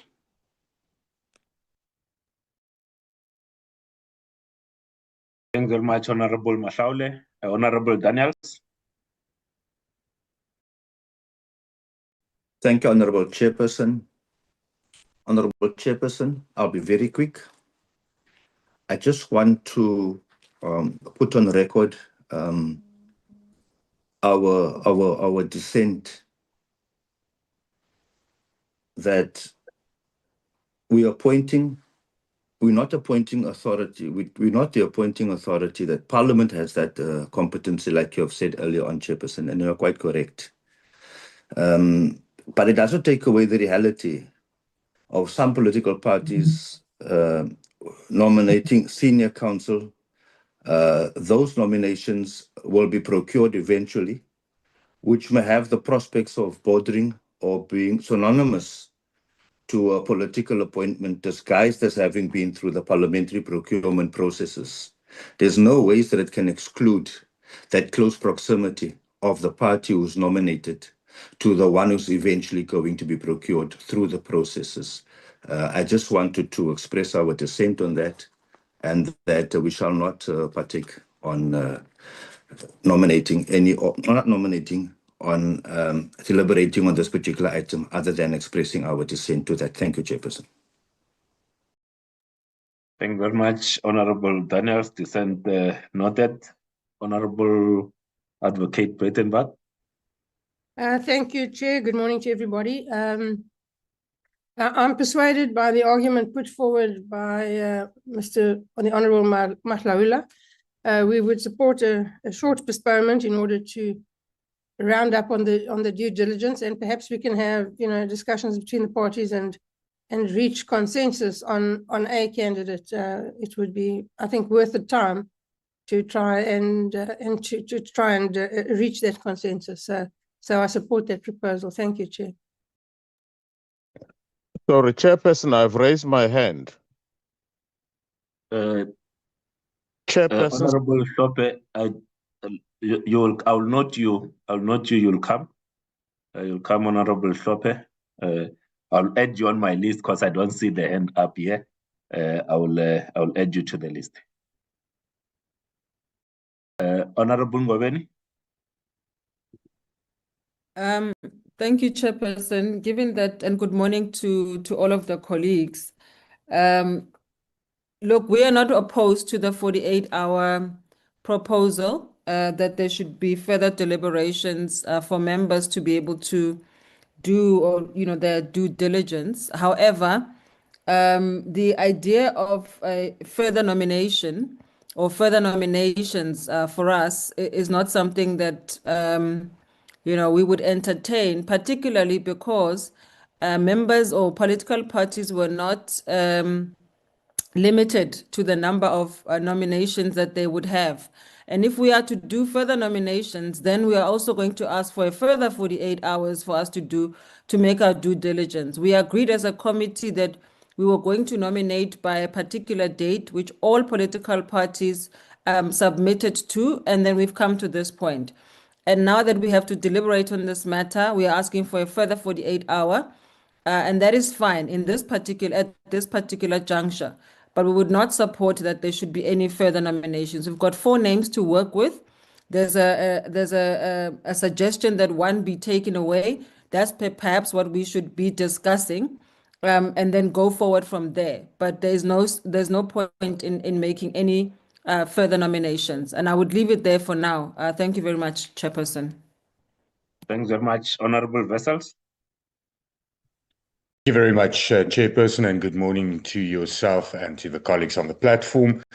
Chair, I also agree with the proposal that we give ourselves 48 hours to do due diligence, but I also agree with the proposal that we should be left with 3 names to choose from, and that we should eliminate the one as alluded to, and that we should deliberate further and do our due diligence on Advocate Halfmeyer, Advocate Jamie, and Advocate 𝐼𝐶𝐬𝐵𝐿𝐵𝐿𝐵, and that there also should not be any further nominations. I don't think that would be proper. Thank you, Chair.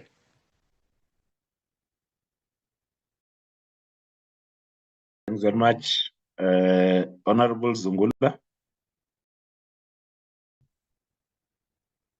Good morning, Chair, colleagues, and everyone that has joined in on the platform. Chair, I want to perhaps start with the question of the conflict of interest.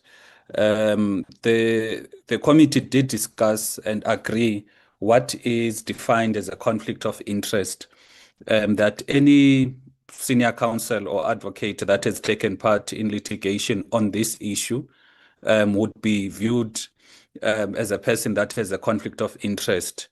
In the event that perhaps advocate so-and-so has done litigation for party A, party B, for the president, against the president, that should not be viewed as a conflict of interest.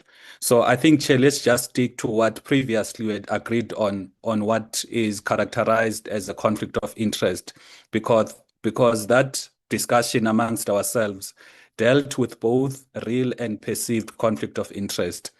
The second issue I want to raise is that once there is over 55% of the people that are nominated that are not available, it raises some concerns whether are we having a pool that is enough to choose from, particularly because political parties, when they nominate, because they do not have any form of relationships with the people that they nominate, they would not have known whether they are available or not available, which then needs the committee to understand that having 55% of the people not available, it's something that we need to agree on the proposal by the ANC for an extension for Friday for new names. We can do it very easy, Chair. We can agree that Friday must be the new names. Between Friday and Monday morning, the legal team from Parliament is able to ascertain availability and all of those administrative issues. And then we get even if you don't need to call a meeting, you can just send us the names of the people that would then be available on Monday. Then when we meet, let's say next Wednesday, we come for a decision, especially in light of, firstly, 55% of the people nominated are not available. The second issue is that there is a name of a person that is available, and that person, the senior counsel, is a person that, according to the definition of a conflict of interest, there's no conflict of interest. However, the discussion today is to say he must be disregarded as someone we can choose from. So in light of those realities, We are supportive of the proposal to move the extension to Friday with new nominations. By Monday morning, we get the final list, and between Monday and Wednesday, as a committee, as parties, we speak to one another. We agree on the final on who we can nominate. We do our due diligence, and then next Wednesday we take a decision. Thank you. Thanks very much, Honorable Swart. Thank you, Chairperson. Firstly, to deal with the actual perceived conflict of interest, the advocate refers to Section 58 of the legal practice, where he is of the view that there is no conflict of interest. But I think given the importance of this matter and the fact that every step of the way we will be under legal scrutiny and public scrutiny, I think that whilst he might pass a legal test, I think the perceived conflict of interest referred to by our colleague earlier should possibly hold sway. And I think that possibly that in the draft directives refers to real or perceived conflict of interest. And I think that that is something we need to consider very seriously. Secondly, when it comes to availability, I think the criteria should be from August, obviously understanding when it comes to senior councils, they would have matters. And I do understand the concerns that 55% of the nominated members or senior council are not available. So I would support an extension for new names, given the fact of the importance of this matter in the public domain, the fact that 55% are not available. I would support that. I also support the fact that we can then consider by next week due diligence by parties, as well as finalizing the list by next week. Thank you, Chairperson. Thanks very much, Honorable 𝐿𝐶𝐵𝐵. Thank you very much, Honorable Chairperson. Greetings to you and greetings to honorable colleagues. Honorable Chairperson, I also want to express the IFP's support to the argument put forward by Honorable Mahlaule. I would not want to further unpack the proposal that he made, except to say that I'm rising to support his proposals. Thank you very much. Thank you very much, Honorable 𝐿𝐶𝐵𝐵. Thank you, Chairperson. Can you hear me? Loud and clear. Thank you, Chairperson. Good morning to you and to honorable members. Just two quick points. The first relates to the proposal that has been made by Honorable Mhlaule of the ANC makes eminent sense. The pool needs to be broadened, and the only way to do that is to give ourselves a little bit more time, where you may find that there are other advocates that are readily available that will not be perceived one way or the other to be in favor of this or the other side. So I support wholeheartedly the idea of an extension by a further 48 hours. Secondly, on the issue of real or perceived conflict of interest, we should be careful not to push it too far.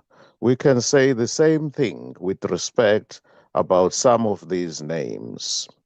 Advocate 𝐾𝐨𝐧'𝐭 SC has appeared for President Ramaphosa, to the best of my knowledge, on more than one occasion.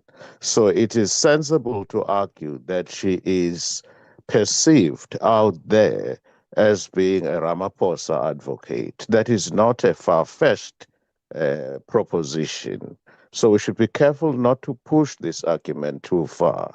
I'm inclined to agree 100% with Honorable Zungula that we should stick to the criteria that have already been laid down, that has been agreed upon. And perhaps the best way around that is to broaden the pool, and the only way you broaden the pool is to give ourselves an extension.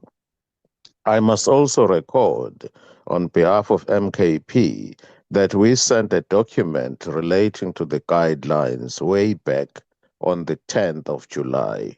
It does not form part of the batch that was circulated among members. We touched upon the guidelines as well as the evidence leader. So the document was not circulated. I put it again in the group today. Right. I'm not suggesting any bad faith on the part of 𝐵𝐻𝐵𝐾𝐿, but it makes sense for the document to be circulated so that our input can be shared as well. So in a nutshell, I support the idea that we must give ourselves an extension of time. Friday it makes sense to me. Further names are going to be submitted, I have no doubt, and that will also give us an opportunity as political parties to scrutinize these names. Just one final point on the availability of senior counsel. We obviously don't want any advocate who has no work at all, because you ask yourself, if a senior counsel has no work at all, nobody has confidence in him or her. But at the same time, I would caution against the following. We cannot have a situation whereby we are driven by the evidence leader. The moment the advocate has been accepted or appointed as an evidence leader, there is a duty on him or her to forego other work, return the briefs. We can't have a situation whereby we're told by an advocate, as you know, I'm not available for a week. I've got to argue a matter in the Supreme Court of Appeal or in the Constitutional Court or in the Western Cape High Court. Once an advocate has been appointed, onus is on that advocate to make appropriate arrangements so that the file can be returned. We all know that senior advocates will always have junior advocates accompanying them. So it's easy to replace them in certain matters. I know this from my years as a judge.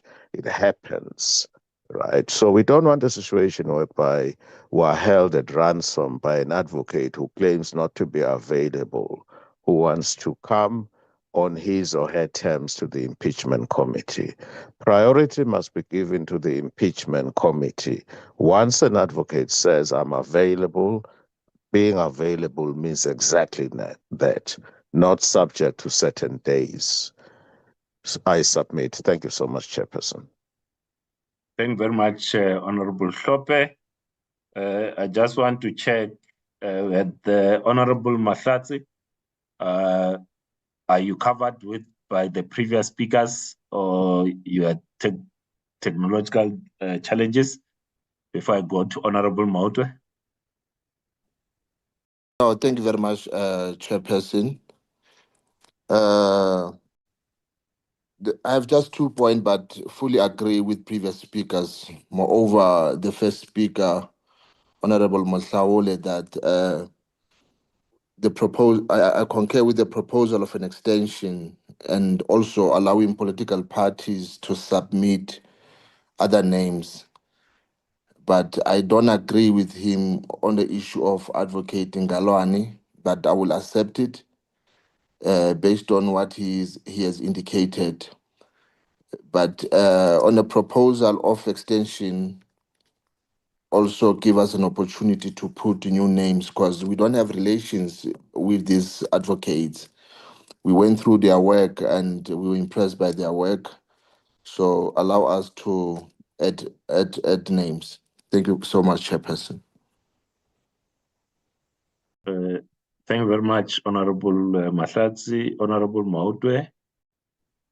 Thank you, Chair. Greetings to yourself, greetings to the colleagues and everybody on the platform. Chair, we want to support the proposal of an extension and expansion to go look for more senior counsels. Chair, we are only we only received the list from your office yesterday, and the submissions were last week. So had we known prior, we would have realized that we have a challenge, which you have realized. And that's why you then requested the legal team to expand the search and look for more senior counsels. And that's basically what we are also asking for. And I understand that you did not want to share us those names so that they don't find themselves in the media space and before we deliberate on them. So for that, we fully understand the reasons why you kept the names within the office and not share them with us. Perhaps when we submit now on Friday, we can agree that we then share the names so that you allow political parties to then engage one another, lobby each other, so that next week, we already have a meeting next week that we've called. So next week, when you come to the meeting, then it becomes an easy exercise of a name that has already been canvassed among political parties, and you don't have to spend so much time deliberating on the name. So in short, Chair, we support the extension, and we also support the fact that let's go and get more people, because we have an issue here. I mean, if more people are not available, it's a fact, it is there. It doesn't really help to be left with few people, which are now as the committee confining ourselves to when we can just expand on the names. Thank you, Chair. That is our submission. Thank you. Thank you very much, Honorable Litchfield, Dr. Litchfield. Litchfield Shabalala. Thank you, Chair. Dr. Litchfield Shabalala. Thank you, Chair. Chair, I don't want to sound aggressive, but in all fairness, I just feel that we are being muzzled here. If the legal department had issues with the MKP submission, they should have written to us prior and warned us, because then we would have gone back and said, oh, we have another candidate. But for us to come here and we are told, oh, this one is falling off and this one is falling off, we are not even in agreement, actually, by the way. We are just being informed. It's not a democratic decision. I just feel that we are being colleagued against, and it does not augur well. I'm not saying that that's what's happening. Please listen to my English. I say we feel, and immediately there's a feeling, it can grow into a reality in our heads, and then the process is compromised. They truly should have informed us, not come here and tell us your candidate is disqualified and the process is closed. We are moving forward with the names that are given on the screen. So all the honorable members that spoke have covered me, except for Honorable Khatebe. I propose an extension beyond Friday. I think I propose a 7-day one. So I think we should agree. There are two proposals on the table. Some are saying by Friday and some are saying 7 days. I think that's what we should vote on. But yeah, I agree. What we are doing right now is a process called settling. We are settling for the names that are here because some are not available. We are not sure if that's the best of the crop. We are just settling. So yeah, I think I want to propose that, Chair. And I don't know, for me, Friday is neither here nor there. I'm not sure this is the platform to discuss it, but it's neither here nor there. There is no lower court that can revoke the decisions of a higher court. It will go into the Guinness Book of Records. So however we look at this, this committee is going to continue. Thank you, Chair. Thank you, Honorable Litchfield Chabalala. Just to say that the presentation that was made by legal indicated that the Honorable Ngalwana was available, is available. They raised the point. Remember what we had asked was amongst the criteria, there was the issue around the conflict of interest. It would have been unfair on their part, having discovered something, not to raise it with the committee. So legal has not made the point to disqualify anyone. That's why from a legal side and also from myself, is on the list, listed as available. And we present the list to the members with the issues that we'll have picked up during the due diligence. So just in the spirit of transparency, and not tomorrow you wake up and then someone has picked up an issue and we say, but why did we not share this with the committee? So the issue on his disqualification, it's not that yet. It hasn't been decided on. I haven't put any of the recommendation or proposals to the vote. I will put all of them to the vote, and it will be the committee that ultimately have to decide on the proposals that have been submitted.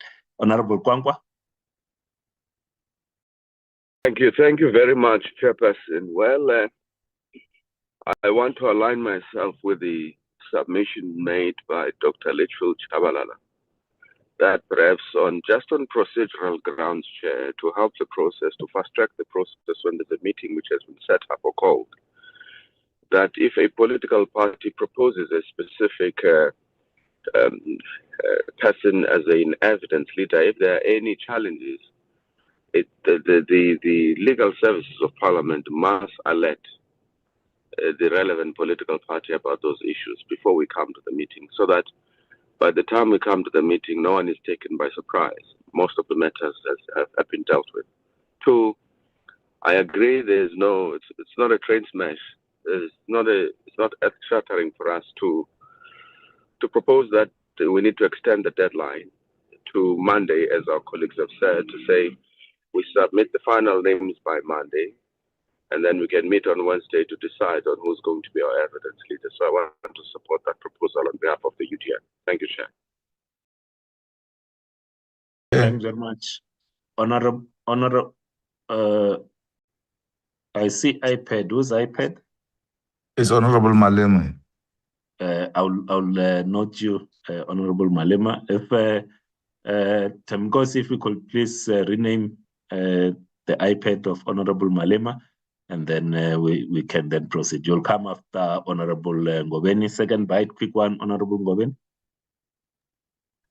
Thank you, Chair. No, it is going to be a very quick bite. I just want to deal with just a matter of principle to say the idea of nominations and people being unavailable. I think as political parties and as people concerned here, we may or may not have our nominations available or not available. I think when we want to say we don't want these processes to be delayed, let us also not be the ones who delay our own processes.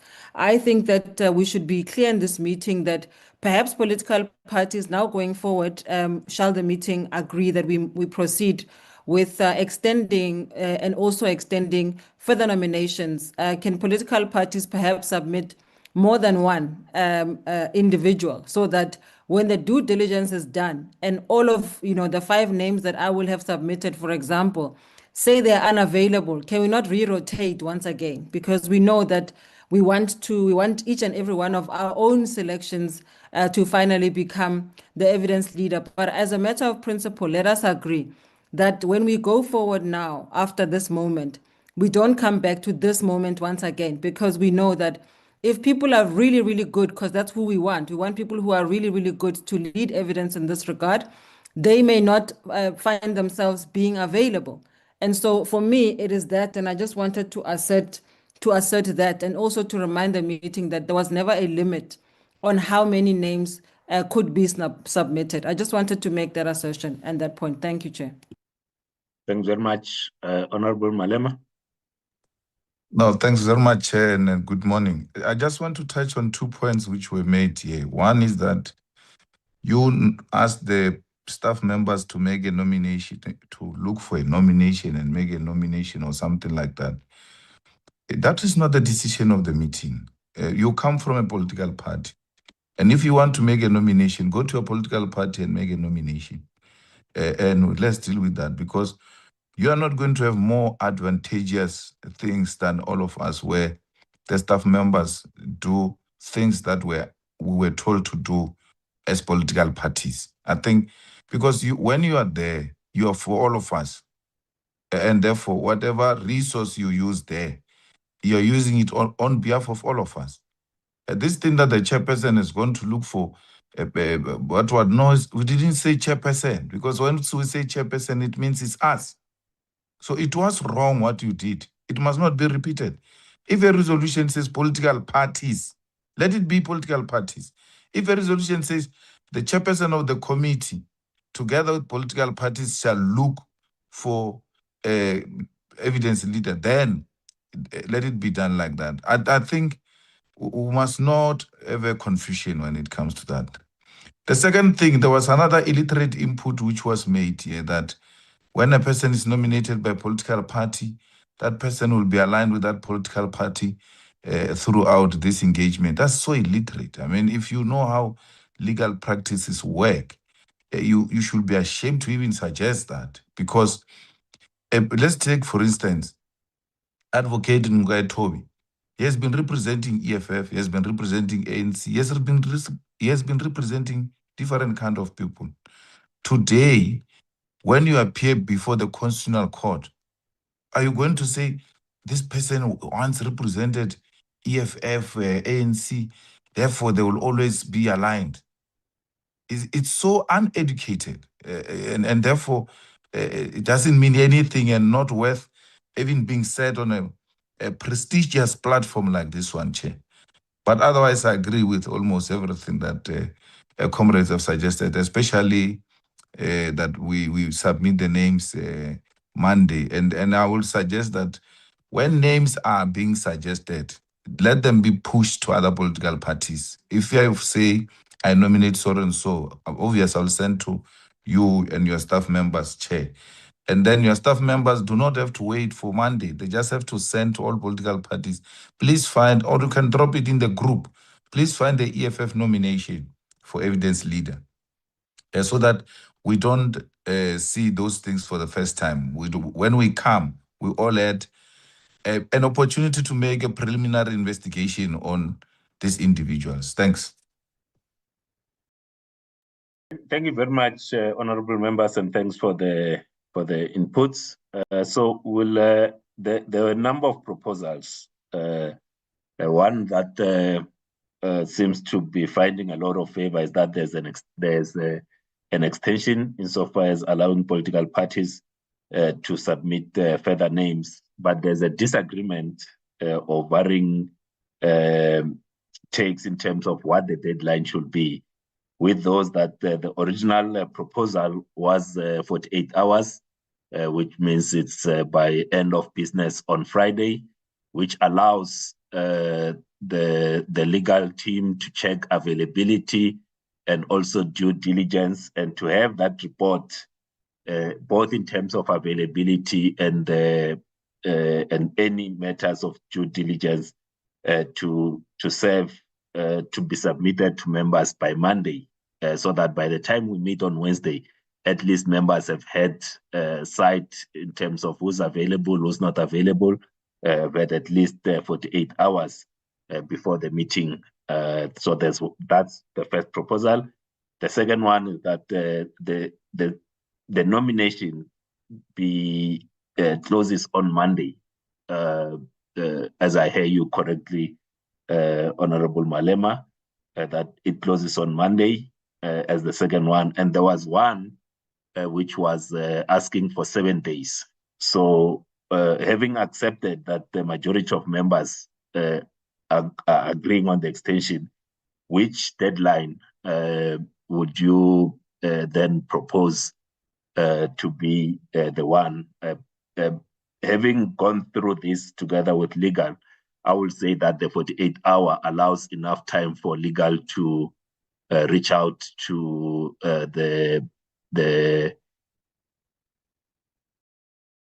evidence leaders nominated and get back to the members by Monday. If we push it to Monday, we might get here on Wednesday and ask for further time so that there's internal lobbying of within political parties. And I will maybe suggest that we take the 48-hour until Friday, but I'm open for those ones that feel that it should be Monday to indicate as such, unless we're happy with 48 hours until Friday 4 p.m. and give legal the weekend and Monday morning to check availability. At times, it's not as quickly as the making a call because the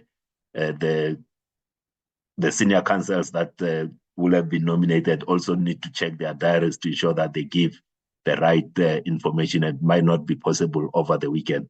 That will be my my submission, but allow Honorable Malema, if I think it was yourself and Honorable 𝐾𝐭 that suggested Monday. Is it fine if we put it for Friday, 4 p.m.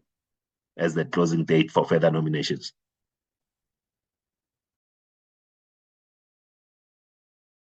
Honorable 𝐾𝐭, will that be fine? And Honorable No Malema? objections. I have no objections to that, Chair, as long as there's an extension to the deadline. Thank you. Honorable Malema, you're happy with Friday, 4 p.m.?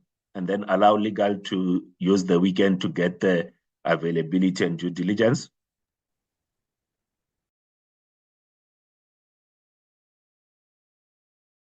I will. Honorable Litchfield Chabalala. Thank you, Chair. Seeing that they are going to use the weekend anyway, for us that wanted Monday, could we say by Friday 1800, not 4? I mean, what are they going to do between 4 and 6 anyway? You can just give it till 6 that evening. Right. 6 p.m. on Friday, but let them come as quickly as possible between today and Friday, 6 o'clock, so that if there's a nomination that comes today, that check of availability and due diligence can begin. Honorable 𝐵𝐺𝑜we? We support Friday's deadline. Thank you, Chair. All right. Thanks very much. So Friday deadline, 1800 hours is supported. Can it be noted as such? And then the second issue, as it relates to the perceived conflict of Advocate Ngalwana SC, it was raised by Honorable Mahlaule and it was supported. I would like to place that on the for us to vote on that because there has been deliberations. I won't call for further deliberations on that. So we can either keep him, he's available, and that matter be decided upon on Wednesday next week, or we decide today that we take him as not available in line with the perceived conflict of interest. Honorable Swart, is that a vote or is further submission? No, that very briefly, Honorable Malema and Dr. 𝐶𝐿𝐵 mentioned that we need to be very careful when we deal with the issues relating to senior counsel and perceived conflicts of interest, bearing in mind Section 58 of the Legal Practice Council and other issues that were raised. I think we should hold this matter over because, again, allegations can be made about perceived, and I would suggest that we keep the name of that senior counsel. We don't want to narrow it down, and we can again consider this issue in the light of the submissions, particularly by Dr. 𝐶𝐿𝐵 who's had wide experience in the matter of senior counsel and objectivity of senior counsel when they appear in matters. Thank you, Chair. Thanks very much. Honorable Litchfield Chabalala, a different thought from Honorable Swart, or you are swayed by him? No, it's not different. He actually took the words out of my mouth, but then me and him do think alike from time to time. I think I agree with him, and I would actually say if we are putting him on the vote because of that, we might as well do that for Hofmeyr too. I mean, I'm sitting here as it was raised by Judge 𝐶𝐿𝐵 saying, okay, he's a serial person, so he's already subjective. So I would fully agree with what Honorable Swart has said. If we are going to go on that line, then we will tear all of them apart. And I'm not sure that's what we want, because if I hire someone to represent me in court, that doesn't mean that those people are for me. If anything I do, those people favor me. So yeah, I think I'll leave it at that, Chair, and support Honorable Swart. All right, thanks very much. Honorable Mahlaule, I say that for now, Advocate Ngalwana SC remains in the pool of considerations until we decide next week, Wednesday. Yes, Chair, because it's not personal. It's moving through a path of caution. It's not personal. So we are fine with that. All right. Thank you very much, honorable members. So as things stand, we extend the time for new nominations to Friday, 1800 hours. But I want to appeal to honorable members and political parties. If you have a name today, please submit it today so that the team at Legal can check availability and do any further due diligence. It's my commitment that by Monday, you will have the list of only available ones. We'll no longer go back to the ones that are not available. We'll give the list of those that are available so that you have enough time to lobby one another in preparation of our meeting on the 29th of July 2026, and that we keep the 4 names that are available. It's Advocate Hofmeyer, Advocate 𝐟𝐨𝐫𝐠𝐞𝐭, Advocate 𝐬𝐮𝐬𝐜𝐫𝐢𝐻𝐻 and Advocate Ngalwana in the pool, and that we are adding to this pool. So these 4 are accepted as available, and we are adding to the pool. That the new pool will then, of those that are available, will be circulated to members on Monday in preparation for the meeting of Wednesday. Agreed to? Agreed. Yes, agreed. Yes, Agreed. yes. Thank you very much, honorable members. We now move to the next item, which are the terms of reference. Just to say that we did, thanks very much, honorable members, and for the extensive inputs that have been given to the terms of reference that were both in terms of the general reflection, but also specific proposals and amendments to the terms of reference. So how we are going to deal with this today, honorable members, is that there's going to be presentation. As you will know, that there was that document, a 114-page document that was shared. We're going to deal with it. The content advisor will take us through in terms of the comments that we have received, but it will not be to read word for word.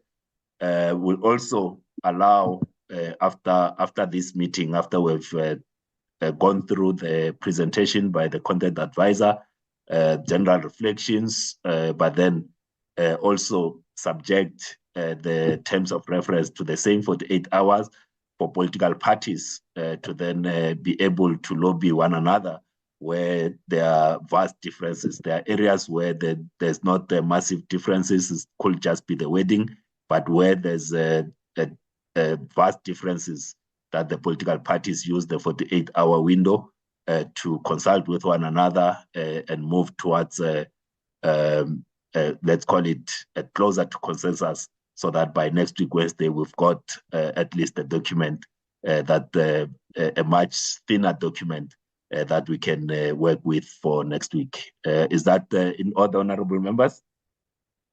We allow content advisor to take us through the metrics, and then we then give some reflections, and then the political parties will then, where you find that there's an input that you had made, that another political party had a different input, then you can be able to persuade one another, and then you then submit that proposal to be considered for the new draft. Honorable Swart. Okay, thank you. I did notice going through the document that there's a lot of overlapping, and there is already a large degree, well, maybe not a large degree, but a degree of consensus. And I'm not sure if it would help the process once we've gone through the presentation to note where there is already an alignment between certain parties. I think that might help us as well, Chair. Thank you.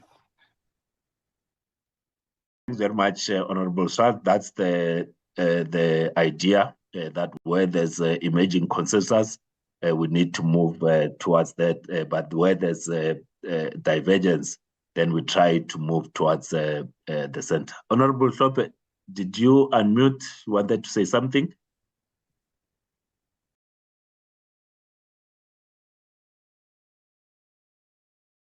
All right. I'm so sorry, Chairperson. My technology, I'm challenged here.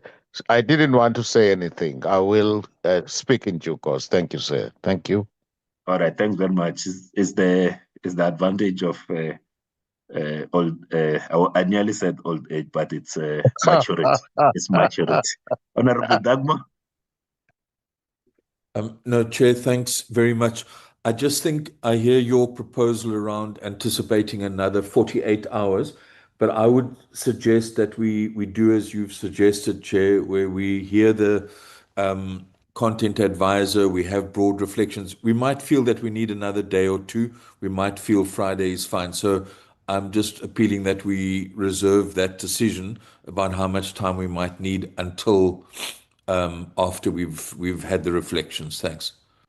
Thanks very much, Honorable Dagmo. I will now invite Advocate Nell to just take us through the metrics, and just to say that you don't have to read word by word, Advocate Nell, just indicate those areas that members need to note.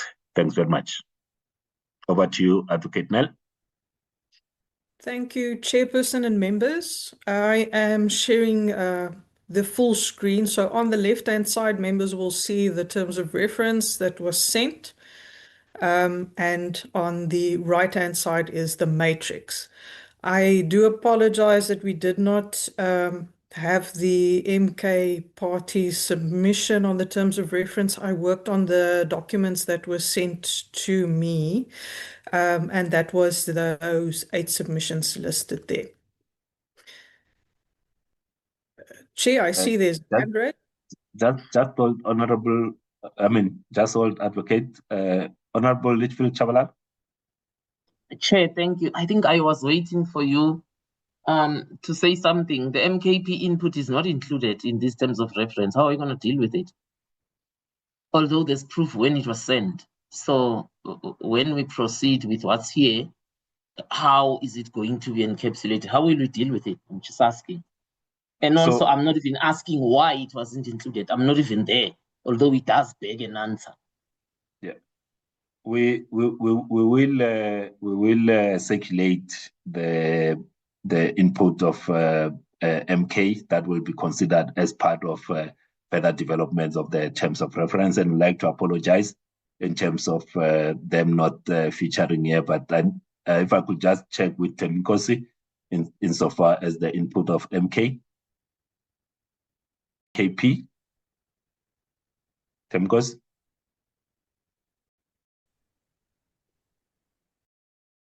Thank you, Chairperson. Good morning once again, still morning. Good morning once again, and good morning to honorable members. Chairperson, I think I need to be, maybe I have not received an NK party input on the draft TORs. I have received an input on the evidence leaders, which I read as part of the record. And yeah, that is in relation to this one, Chair, that is the 8 as it is going to be presented by Advocate Nell that I have received. Thank you very much, Chair. All right, can we just double check Nkosi together with the MKP, see where the line could have broken, but we'll circulate as soon as that line is unblocked to honorable members, and it will form part of the next round of the inputs. And I'd like to apologize if the error is on our side. We'll correct it. Is that fine? Can we proceed with this letter as we investigate where the document could have been sent? Because it's possible that the document that you're referring to might be the one that was deposited this morning on the group. Just need to be sure where it got missed in the process, but we will include it in the terms of reference. We'll definitely not exclude it as we develop the terms of reference. Thanks very much. Advocate Nell, please proceed.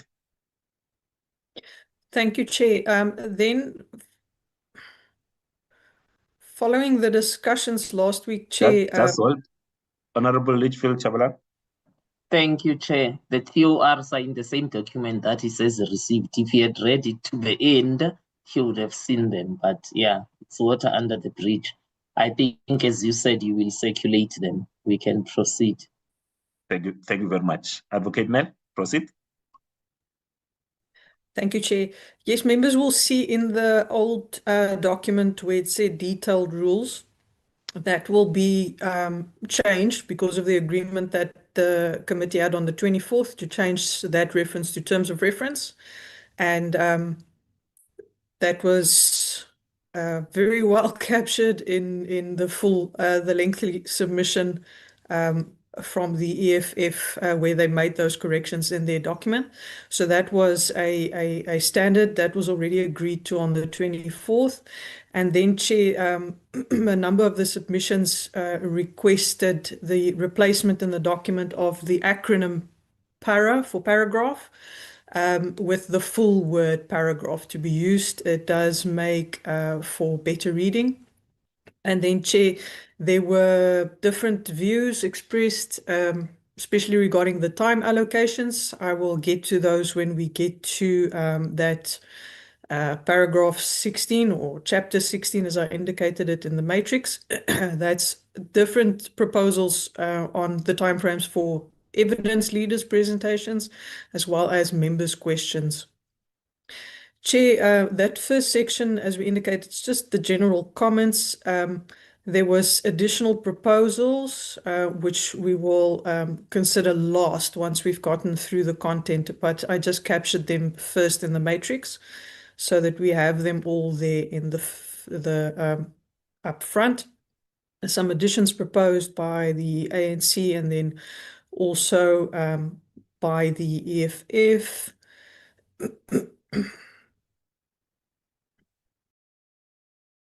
So, Chair, that first section, we're just going through that. The title I've already indicated, that's where the change goes to terms of reference.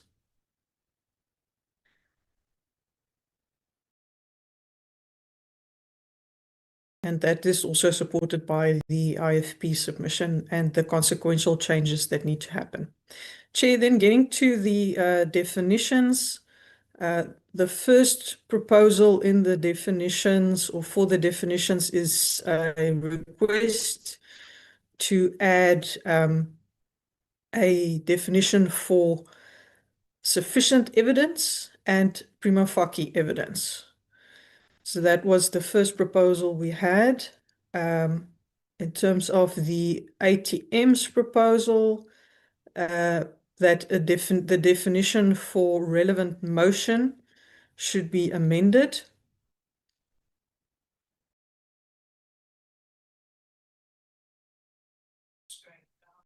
There is no such definition captured in the terms of reference, so that would be a new proposed definition to be added there. And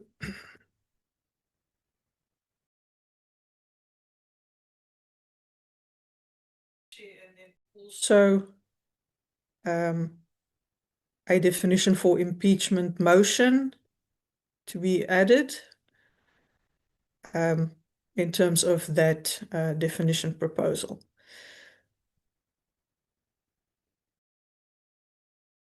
In terms of the EFF, their submission on the definitions is to add a definition for assistant evidence leader. Let me just move up here quickly. So they would just need that assistant evidence leader to be amended to add that full description. That's about the abbreviation of paragraph, and then just to link it to the terms of reference. In terms of the definition for assembly rules, there's that proposal by the EFF. The proposal for change to the chairperson and chief evidence leader, as well as the committee secretary.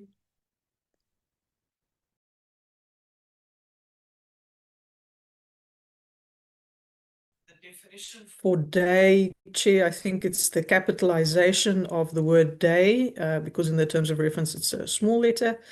And then the changes there for the evidence leaders. So those are all also following the consequential amendments.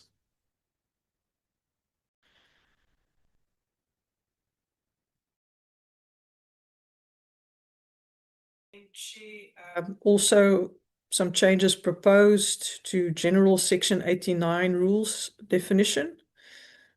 That is more linked to that footnote as well. Then some changes there to hearsay evidence. Again, that's capitalization as well. Proposed changes to impeachment committee, the panel report, definition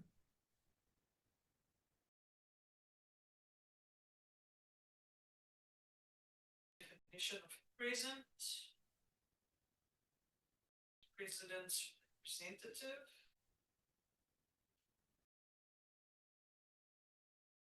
Chairperson. Thanks, Advocate Nell. We can no longer hear you. Thank you.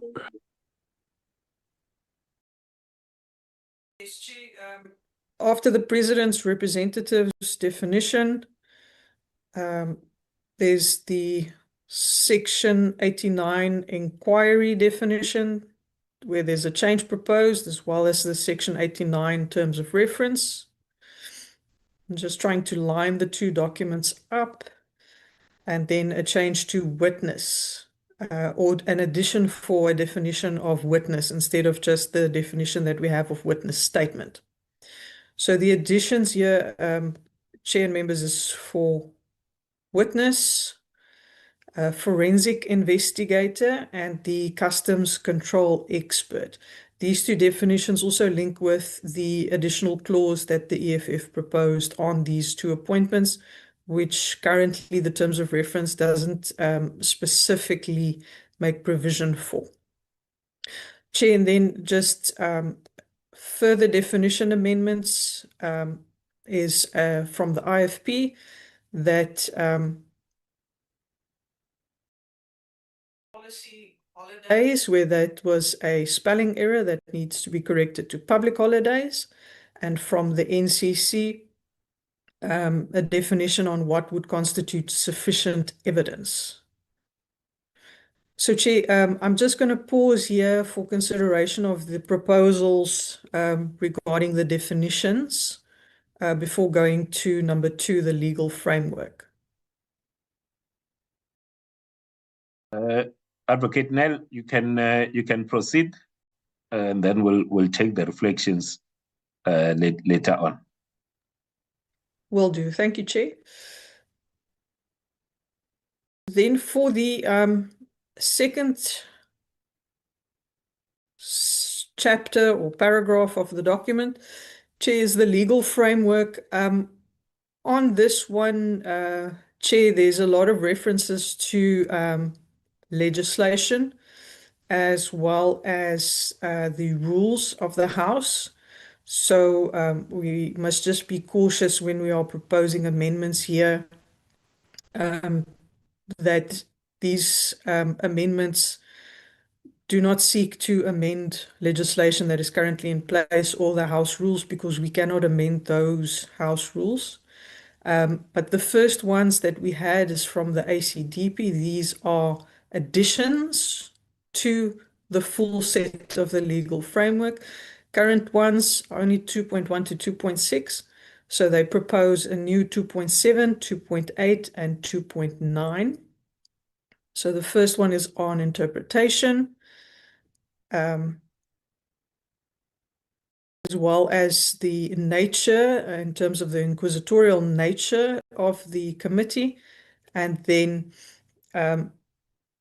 the interpretation applied in a manner that facilitates effective discharge of the NA's constitutional responsibilities. So those are proposed additions to the legal framework. In terms of the ANC submission, they supported it as it is.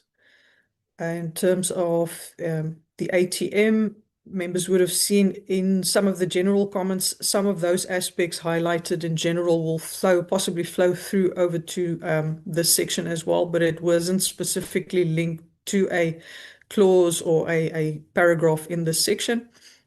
But the first is to expand on what are the powers of the committee. That could be an aspect that one would add, as well as indicated earlier in the general comments, and the objective of the committee, which is not specifically outlined in the terms of reference. So the nature and purpose of the proceedings, that's a proposed addition that would fit best within the legal framework section.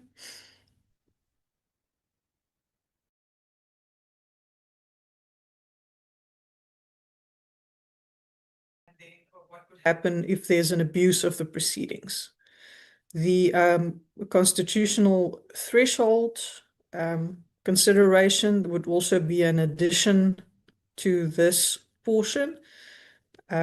If members feel that the references to the Constitution in the terms of reference as is in 2.1 and 2.2 and 2.3 and 2.4, 1 to 4, if those do not sufficiently cover what is proposed in this proposal by the ATM, this is what we need to make sure that they align, that we're not adding additional powers, but that the powers are reflected or sufficiently captured.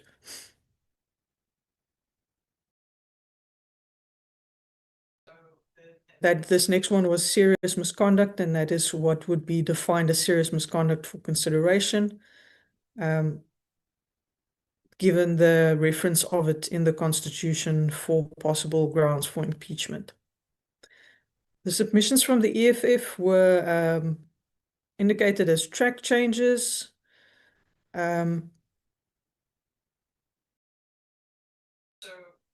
terms of this one, members will see the blue line there.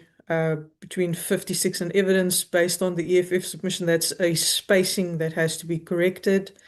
In terms of 2.2, again, it's a spacing that has to be corrected. And for 2.3, it was also, and 2.4, it was spacing corrections that were proposed there, because it's a double space between the number and the first letter there. In terms of 2.5,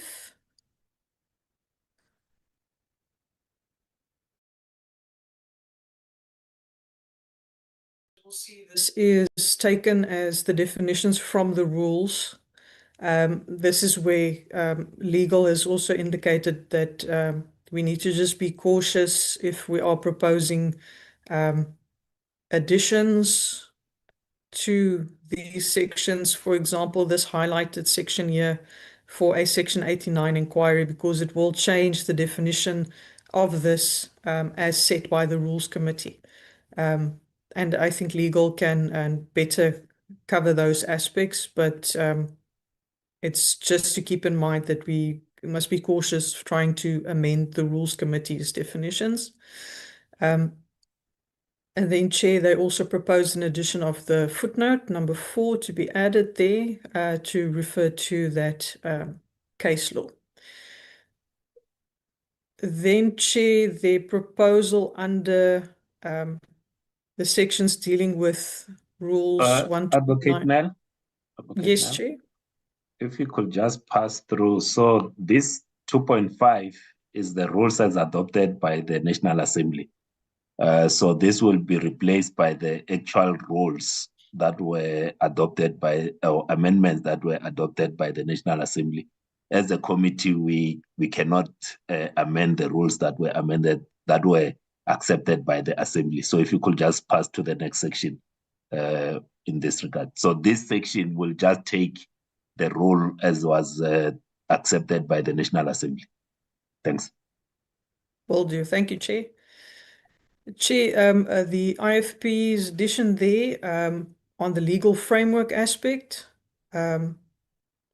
it's just that they don't believe we need to restate the terms of reference because it's already operational in law. So there's differing views. Some parties want more information, more citations, where other parties say since it's already there, we can just refer to, for example, the Constitution or the rules. We don't need to list all of it in the document. In terms of the submissions by the Patriotic Alliance, it's again linking up to the rules, but this one is more in terms of what the committee needs to confine themselves with. So that could link up with the proposed additions of the objective of the committee. Then presentation of the case. This is the sequence of how evidence will be presented. So this could be an addition, or this can go to section 16 or paragraph 16, where we speak to the evidence matters. The inquisitorial approach is just to make sure what that definition rolls through, and what does it mean to follow an inquisitorial approach. So Chair, that was section 2. Section 3 is on the composition of the committee and the appointments of members. In terms of the ANC, again, because this is provided for in the rules, they indicate that it's not necessary to have it in the terms of reference. The EFF indicated the amendments to 3.1, and then they subdivided it with reference to the rules. So in terms of the EFF submission, it's to add those references to the rules that are applicable for the composition of the committee. So 3.1 will then expand according to the presentation with 3.1, 2, 3, 4, and 5. Then the term of office for the committee, they are providing a longer provision for that 3.2. So that is number 3. Looking at the meetings and quorum, the ANC again has indicated that it's provided for in the rules, not necessary to expand here. The ATM may have some of the general comments that were indicated above under general comments in terms of how the meetings will be ran and the flow of the meetings that can be considered either here or under number 16. In terms of the EFF's proposal is to change 4.2 to read as follows regarding Rule 60 sub 1, and then to amend 4.3 by adding 4.3.1, a subsection dealing specifically with the meetings. And then also they propose the additions of 4.4 regarding the quorum, and that links it back to the rules. Those are those proposals for number 4. Under number 5, again, it's linked back to the rules by the ANC submission. Submissions listed under general from the ATM may impact here in terms of the decision making. In terms of the EFF submission, they proposed the change to 5.1. It's in terms of the wording used there, the way the impeachment committee takes it instead of the manner in which. And then they add 5.1 reference to Rule 129N. And the Rule 1582D. And then they propose the amendment of 5.2 to say that the voting must be must occur openly. In terms of number 6, for the chairperson, the ACDP proposes a new clause to be added.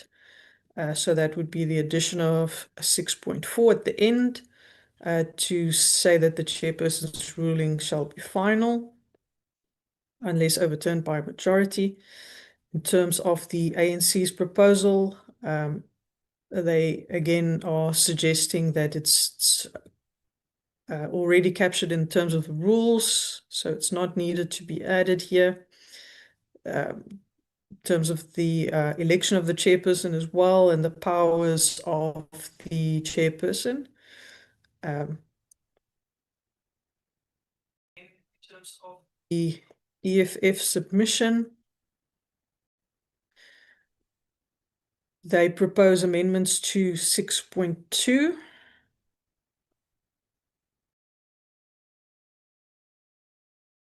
It's mostly again regarding paragraph and terms of reference being added there.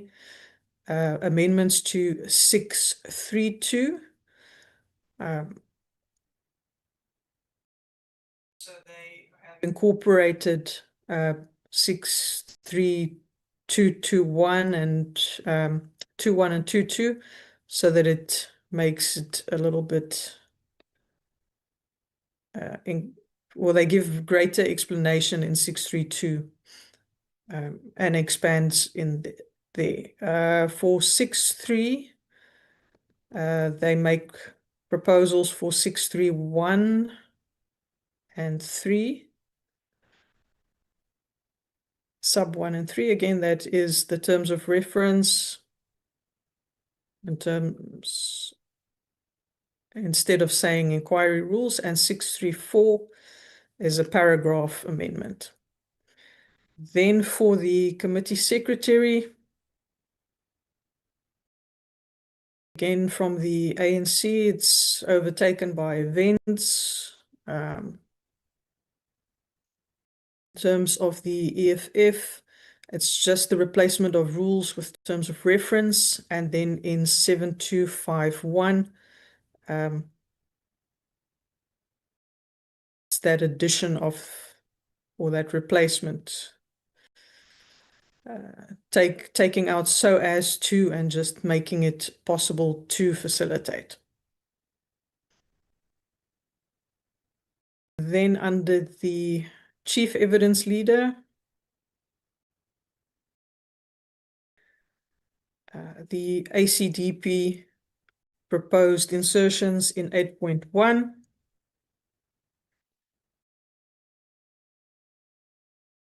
Based on the discussions that the committee had on the 24th. And then also for 8.7,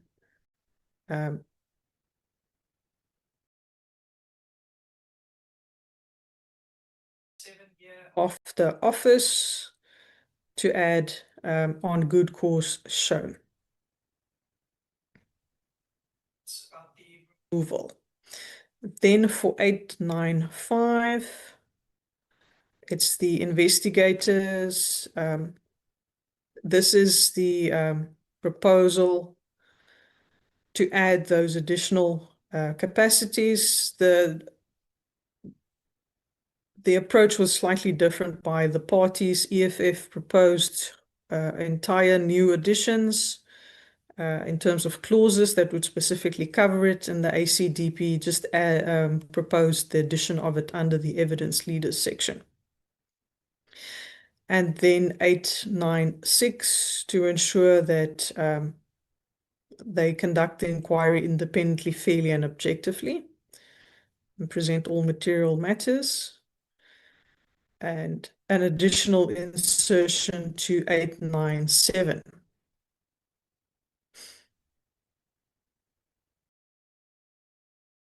That's on participation by persons in the committee, witnesses being questioned, evidence being submitted, and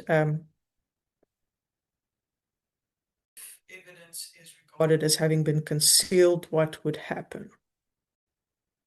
In terms of the ANC's proposals, they've indicated that some of it might be too prescriptive. As the evidence leaders may need to or seek to adopt their own approaches. They indicated a partial agreement on the assertion of paragraphs 8.6, 7, and 9. 8.9 to 8.11 is regarded as operational, and 8.12 is supported. They do indicate that since the inquiry is inquisitorial in nature, that the evidence leader not act as a prosecutor.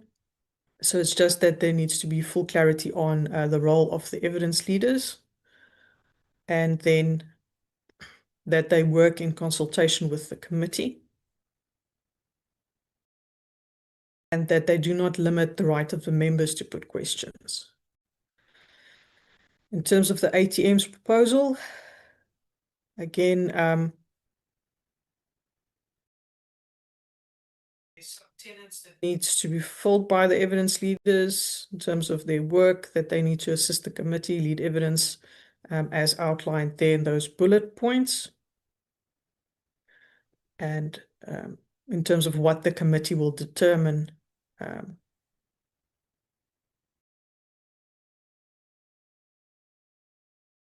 appointment of the evidence leaders, we are currently doing that process. But they do indicate those aspects appointed by Parliament. The independence of the evidence leader also links back to the ACDP's proposal on how they hold themselves to make sure that the wording is strong enough in the terms of reference.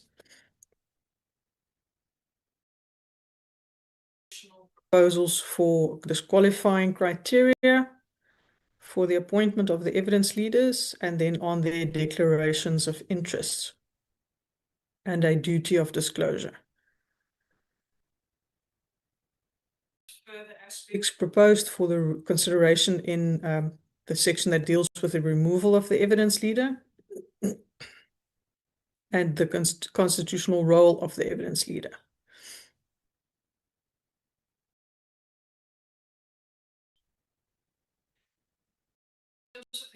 If submission, there are quite a few numbering and content changes proposed, and those occur from 8.2.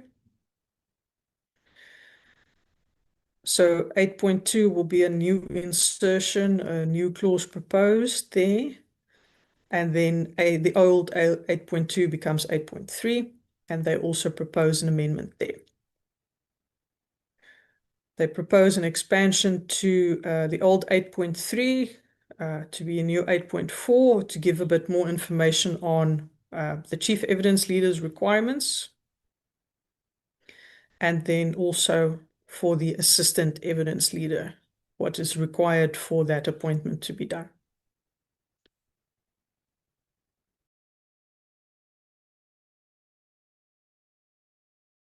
Just on 8.6. Is a change to 8.5. 8.7 is also a change to the old 8.6.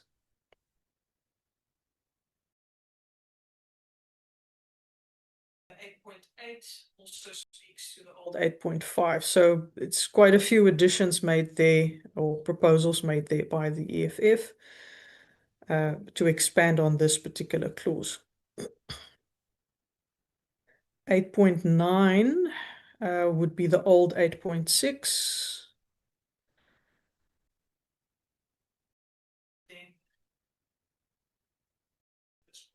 I'm just going down because that's again in terms of reference change in 8.10. The functions can be expanded by the committee from time to time.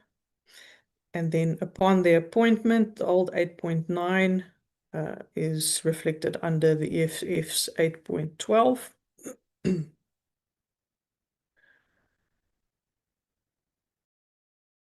So there's an addition there of 8.12.2 as well.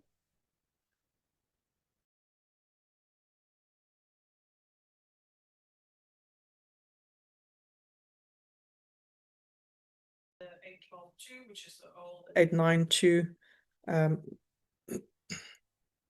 They proposed the additions of number 3 and 4 as well. And then splitting 8.12.4 into 3 separate extensions. So the EFF's proposal expands the evidence leaders clause significantly.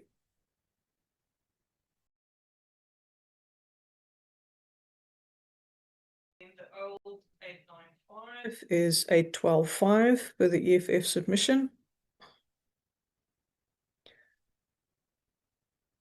6 is same. It's just the terms of reference and paragraphs, different expansion there.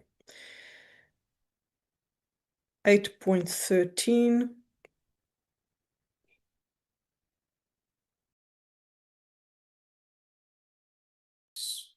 8.13 speaks to the old 8.11.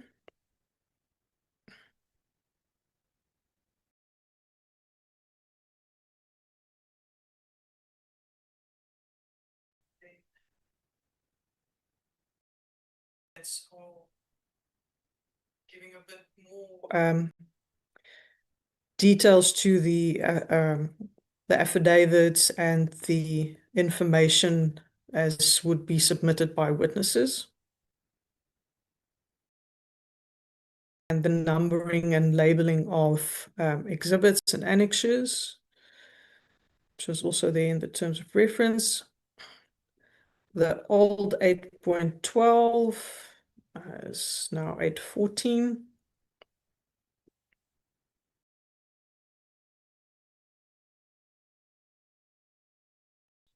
There's some slight changes. It's not major changes in that wording.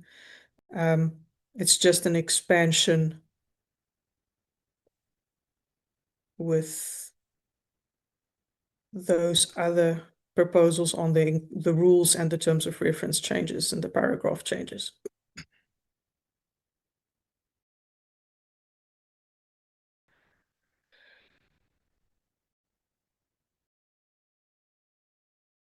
So that goes up until 8.14.42.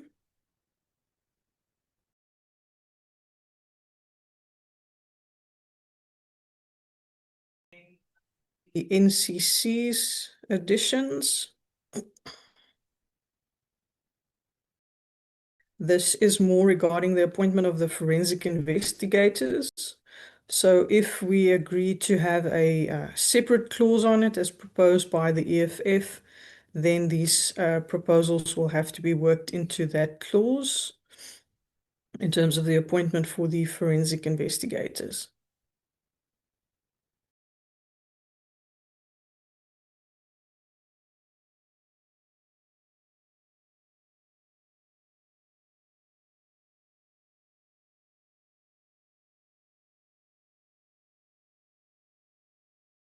Section is the president's representative. So there is, again, where there's references to the rules, there's a proposal that it's not needed. It's already in the rules. Correspondence to be dealt with administratively.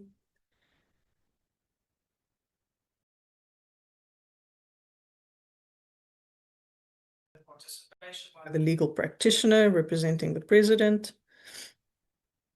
And then the request that there needs to be further research done regarding the best global practices regarding impeachments and some of the parameters that are proposed. In terms of the EFF's proposal, it's to amend 9.3.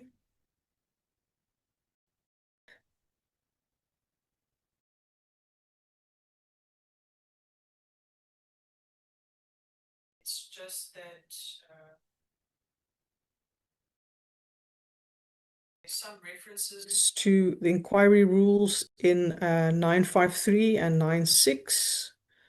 That's just consequential amendments due to the changes of inquiry's terms of inquiry to terms of reference.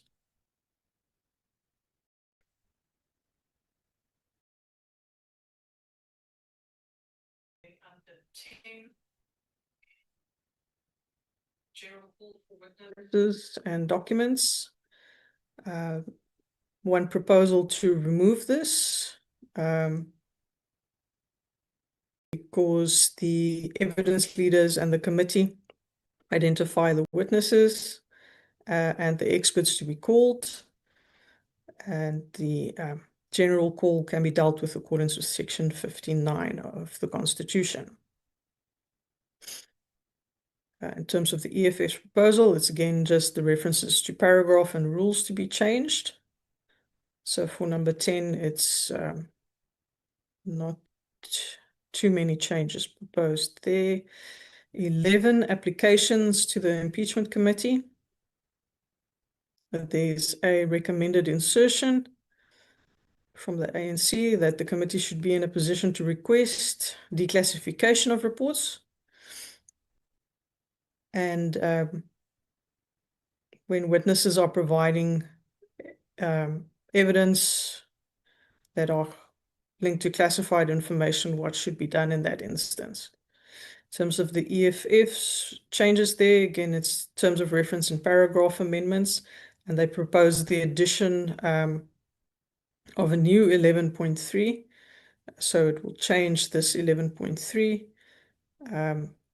that it will be done after consultation and approval by the majority of the committee. In terms of meetings of the impeachment committee,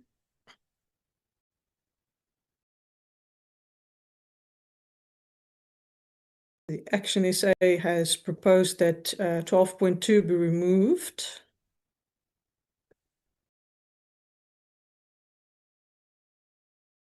And in terms of the ANC's proposal, consultation with the committee and not accord the chairperson unilateral decision-making rights. And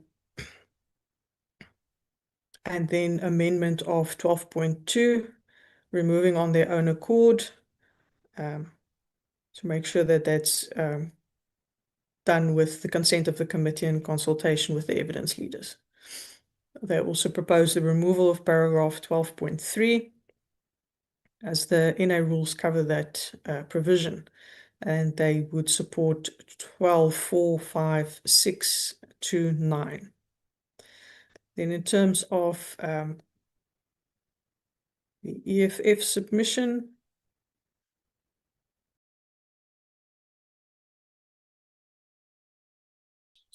there's a third subsection to 12.1.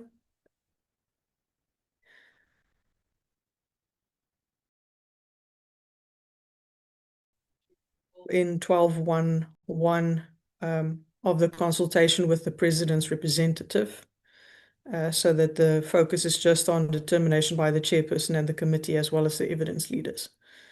Then for 12.1.2, again, that it would be held in the public, and the specific allocation of the venue is proposed to be the Good Hope Chamber.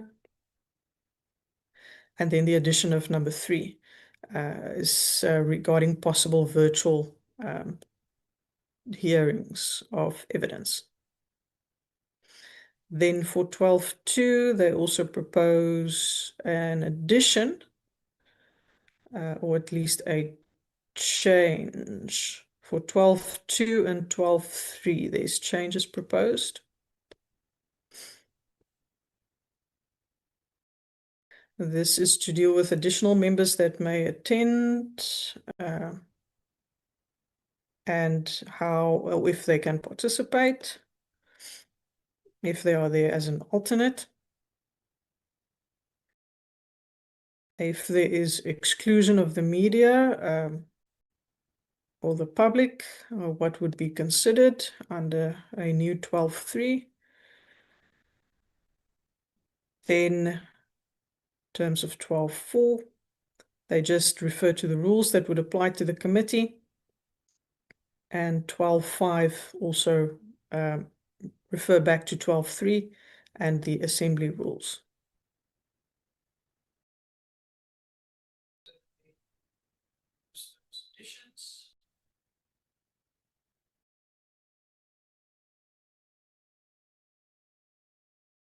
In terms of the input further from the NCC, unlimited sessions being in camera, continue with openness and transparency. In terms of media coverage, number 13, ANC supports 13.1, proposes removal of the remaining provisions, and Rule 167 covers the hearings of the committees. In terms of the EFF's provisions, there's a few changes.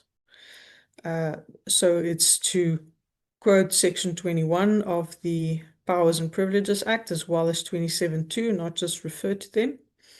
And then 13.2, obviously consequential amendments to the numberings. And then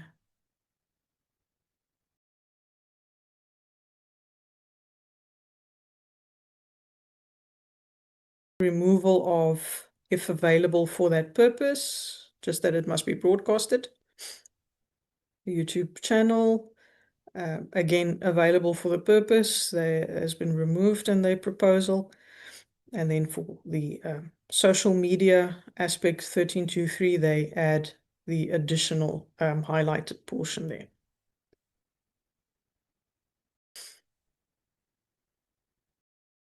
And the NCC's one is also that limited in-camera proceedings.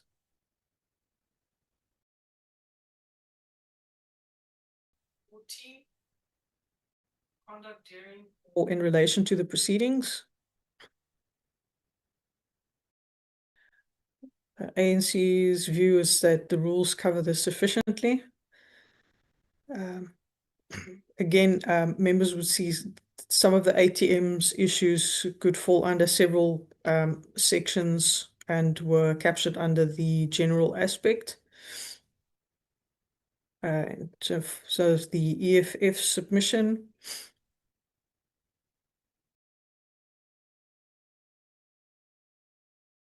It's the addition of the president's representative and any other person. They proposed the changes to 14.41 and 14.42.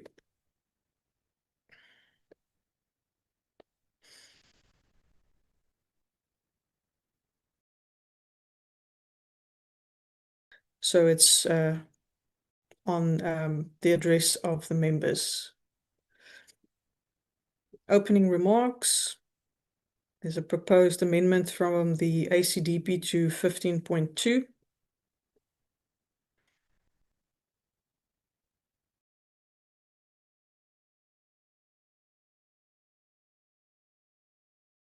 In terms of the ANC's submission, there's questioning sequence times, but that was an aspect that was indicated on the 24th that the committee needs to decide on in terms of the time allocations. Then 15.5, I think members, in terms of the submission, this might have been referring to 16 instead of 15, because that's where the questioning aspects are raised.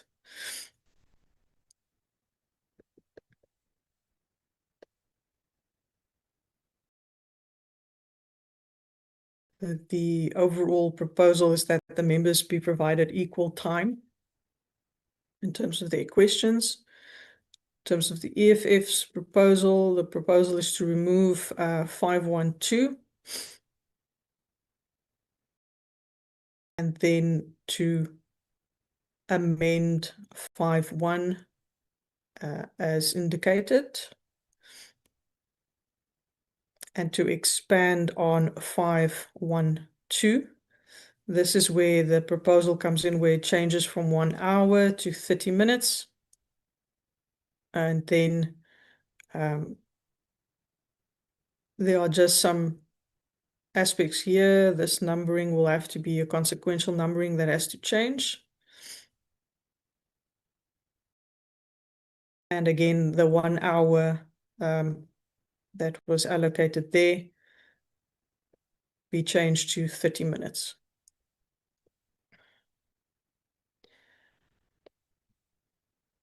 For witnesses, chapter 16, paragraph 16, there's quite extensive amendments proposed from the ACDP in paragraphs 6.1, 10, and 11.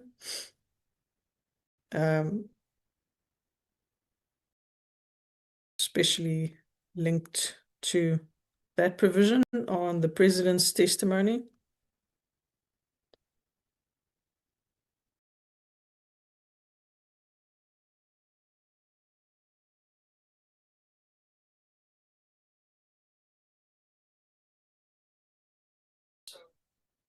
There were quite a few submissions on the view. The committee had the view that the president has to. There's no if.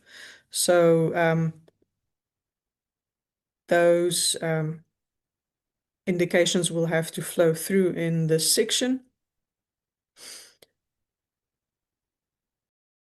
And that's also the indication from the members. The president must present himself.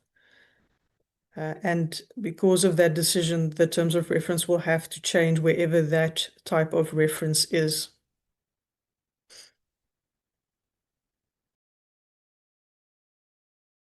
Time allocation proposed, again, 30 minutes for questioning. And specifically for paragraphs 16.7.2, 8.3, 8.4, and 9.2.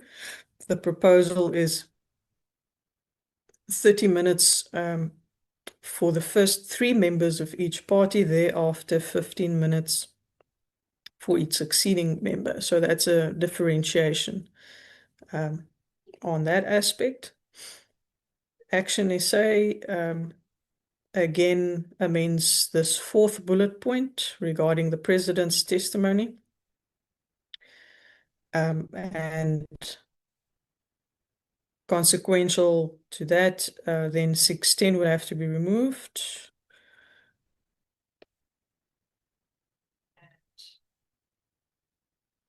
Changing mays to must.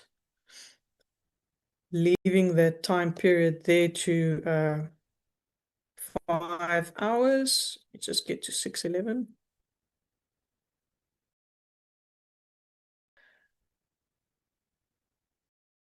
Leaving the 5 hours there, about changing in 11.2 the 5 hours to 6 hours. So this is an extension of the time there. And then 11.3, changing the may to will.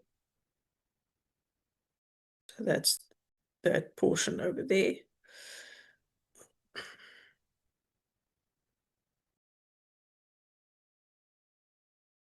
The ANC submission.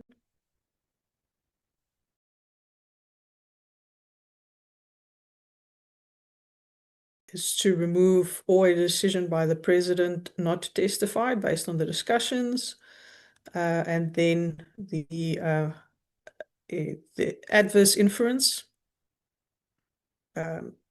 indication there by the ANC that needs to be removed.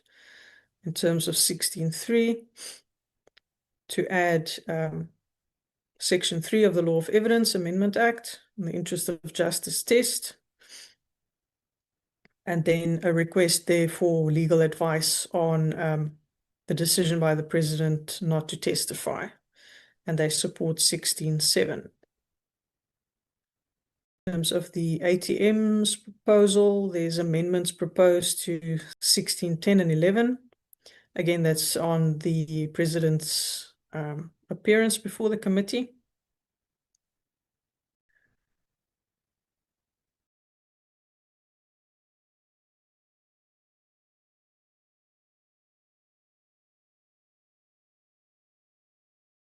And they propose those following amendments to 6.10 up to 6.16. In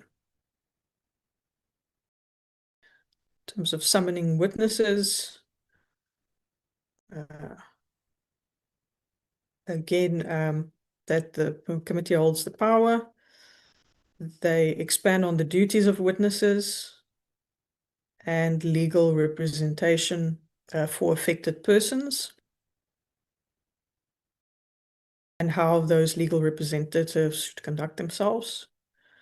They expand on the rights of the president and propose that amendment there. On the protection of witnesses, they propose the addition to exclude intimidation and threats, and false evidence or contempt. Again, that would be linked to a witness testimony, and they propose that addition there as well.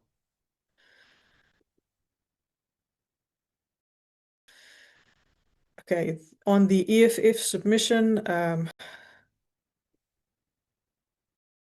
there's a few additions again that changes numbering and bullet points.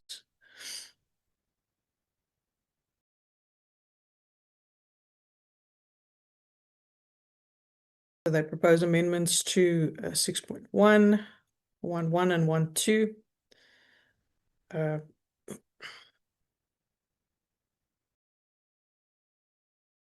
The second, in terms of their proposal, will then obviously have to be third, fourth, and fifth.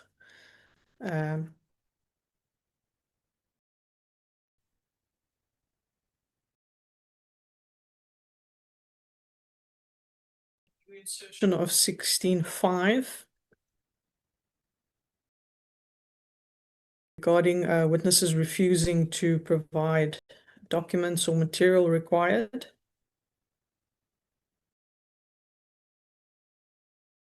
And then amendments to 16.6, which would then become a new number according to the FF's document, 16.7.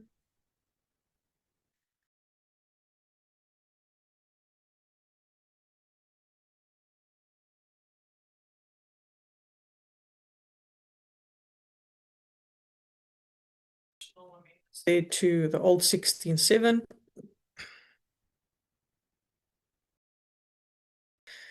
So here, especially in 16.7.1, 2 hours is proposed to change to 1 hour.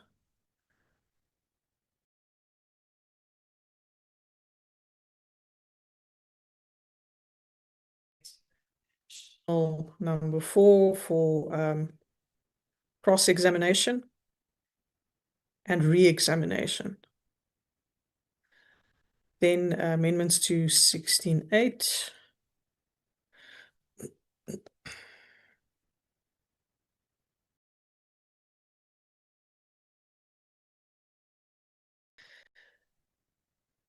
So the time in 8.2 changes from 2 to 1 hour.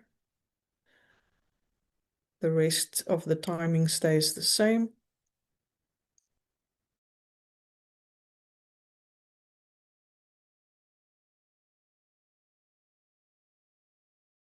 Then changes to 16.9.3.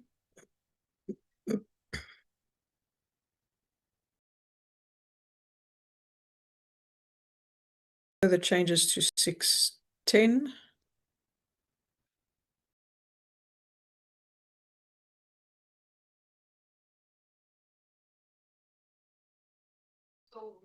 If the president elects to testify, That was not changed in the submission. There is a change there from 5 hours to 2 hours in terms of that questioning. But this change not being reflected here would be affected by the changes proposed earlier, that it would have to be consequential amendments that he has to appear before the committee. Changes to 1611. Here's a time change from 5 hours to 2.2.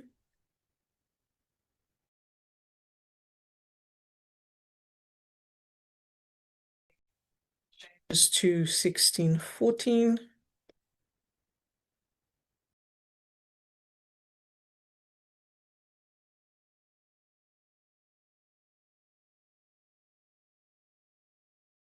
Again, that's terms of reference, paragraph amendments.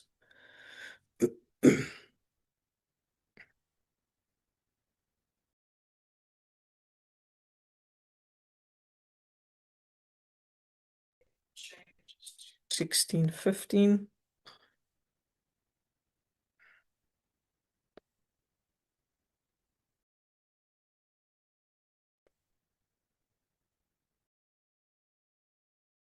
So that's section subsequent changes, cross-referencing of sections that were corrected.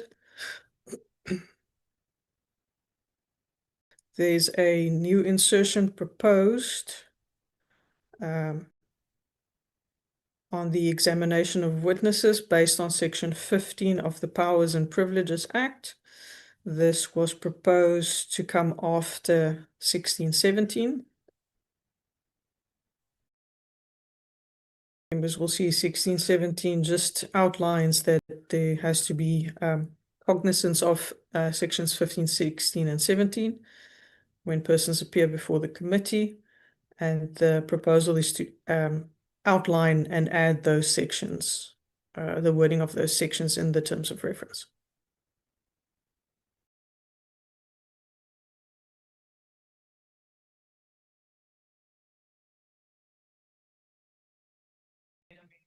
The old 1619.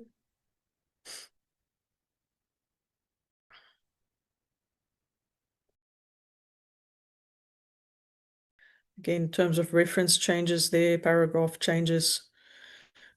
There's also changes to the wording here. Does not refer to concurrence with the speaker.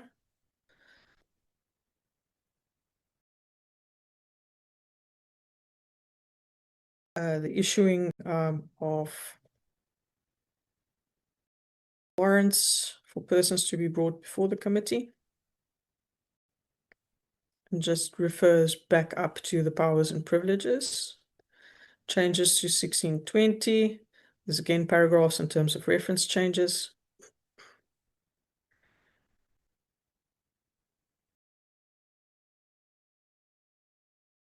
Then changes to 1622, legal privilege.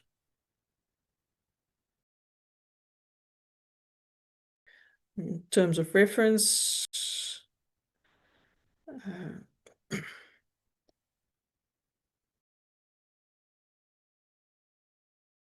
changes in addition to wording upon receiving written advice, not just the written advice.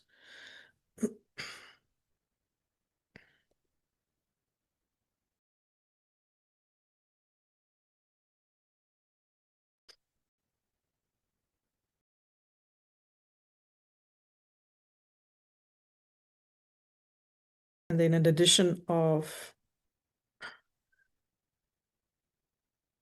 1622(4)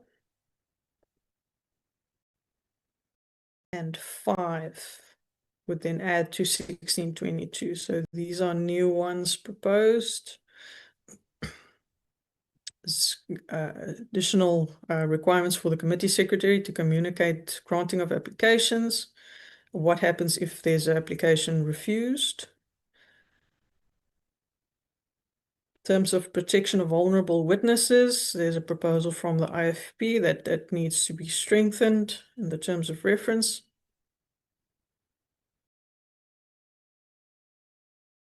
In terms of the president's participation,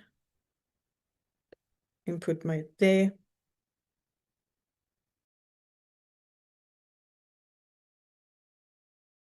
And constitutional accountability.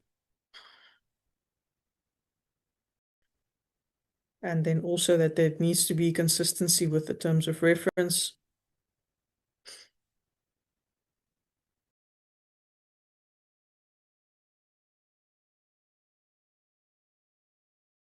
In terms of the NCC submission, the declassification concerns of reports.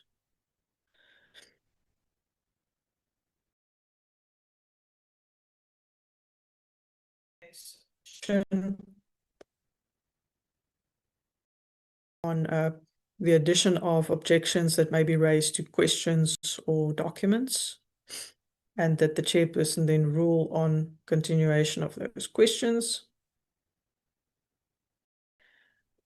And who gets to ask questions and how. So that's in terms of the sequence of the questioning.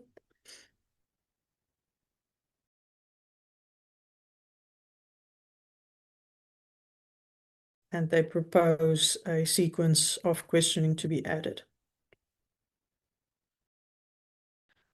In terms of number 17, evidence that will be presented. There's a proposed amendment to 17.6 on the adverse inferences. And that's linked back to the president's giving evidence or not. And that 17.6 should be deleted if the view is kept that the president cannot be compelled to testify, then the following can be inserted.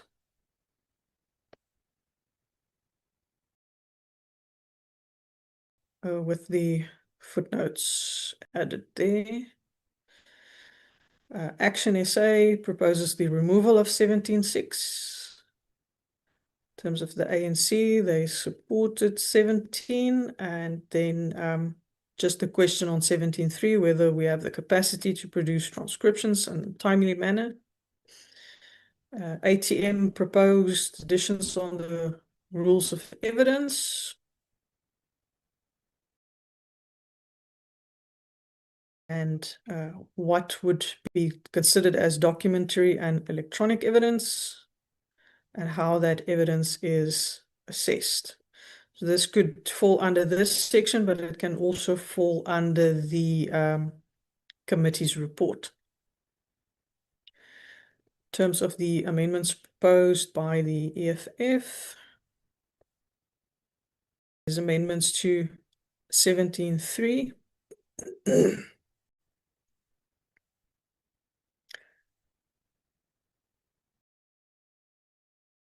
So it's to add admissibility that would have been admissible in a court of law.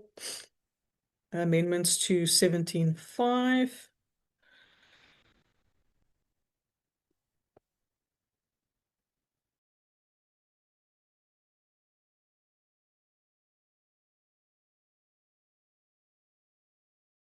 So that combines 5.1 and 5.2. They also propose the deletion of 17.6 and amendments to 17.7 regarding a number change and the removing of the word must here because it's already captured over there. So that's a editorial correction. In terms of the proposals from the NCC, that's again what constitutes sufficient evidence.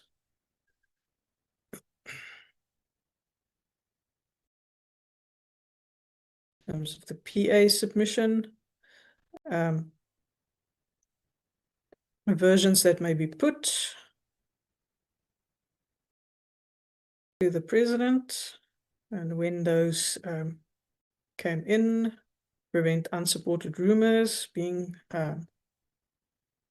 put out, how hearsay evidence and media material will be treated, and how documents will be controlled.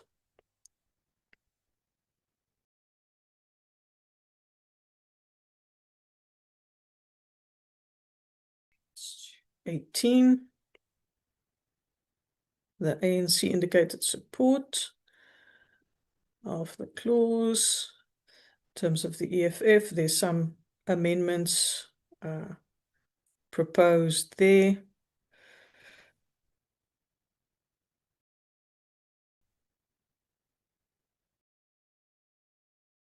So there's some editorial changes, so you'll see some commas being added and semicolons. 8.3 is changed. Those timelines are taken out. So it's made available within 4 days, the transcriptions.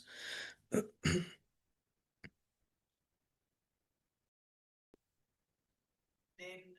and oral submissions supported by the ANC. And that 19.4 is very valuable and must be kept. In terms of the EFF submission,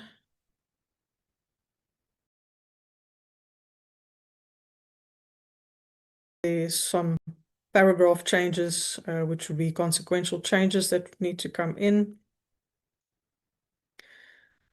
Then also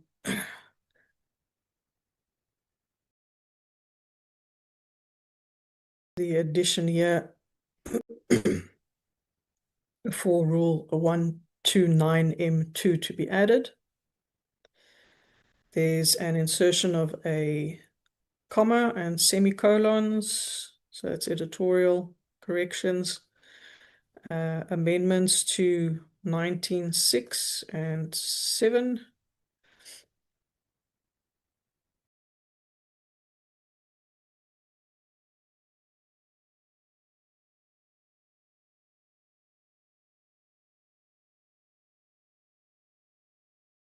So that is about taking into account period used to answer the questions. So that's again on the time allocations.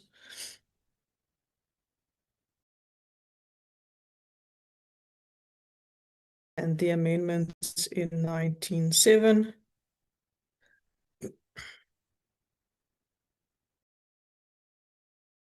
are mainly grammatical corrections that were made there and editorial changes.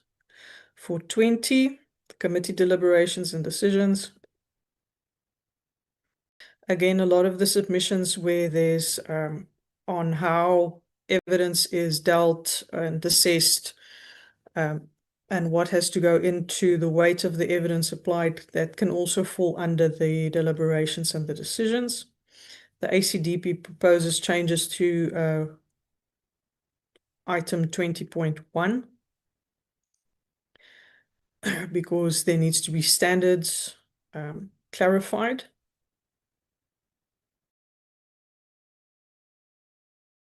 And they recommend that 20.1 be changed to read as indicated. Bold, and then also insertion of a new 20.3 in terms of the acceptance of evidence. ANC supported the section.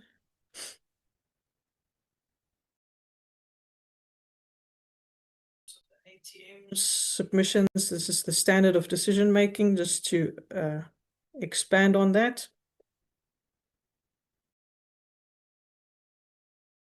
The EFF's amendments is an amendment to 20.1.1. So they've shortened it. In 20.5, there's an insertion of a the. They propose the removal of 20.6.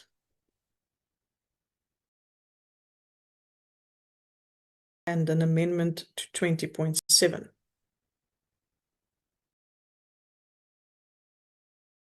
Proposal by the IFP is on the burden of proof required.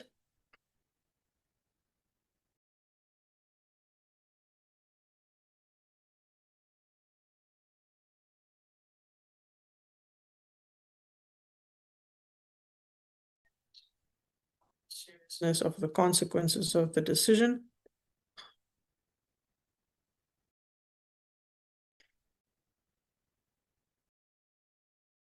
And on the committee report number 21,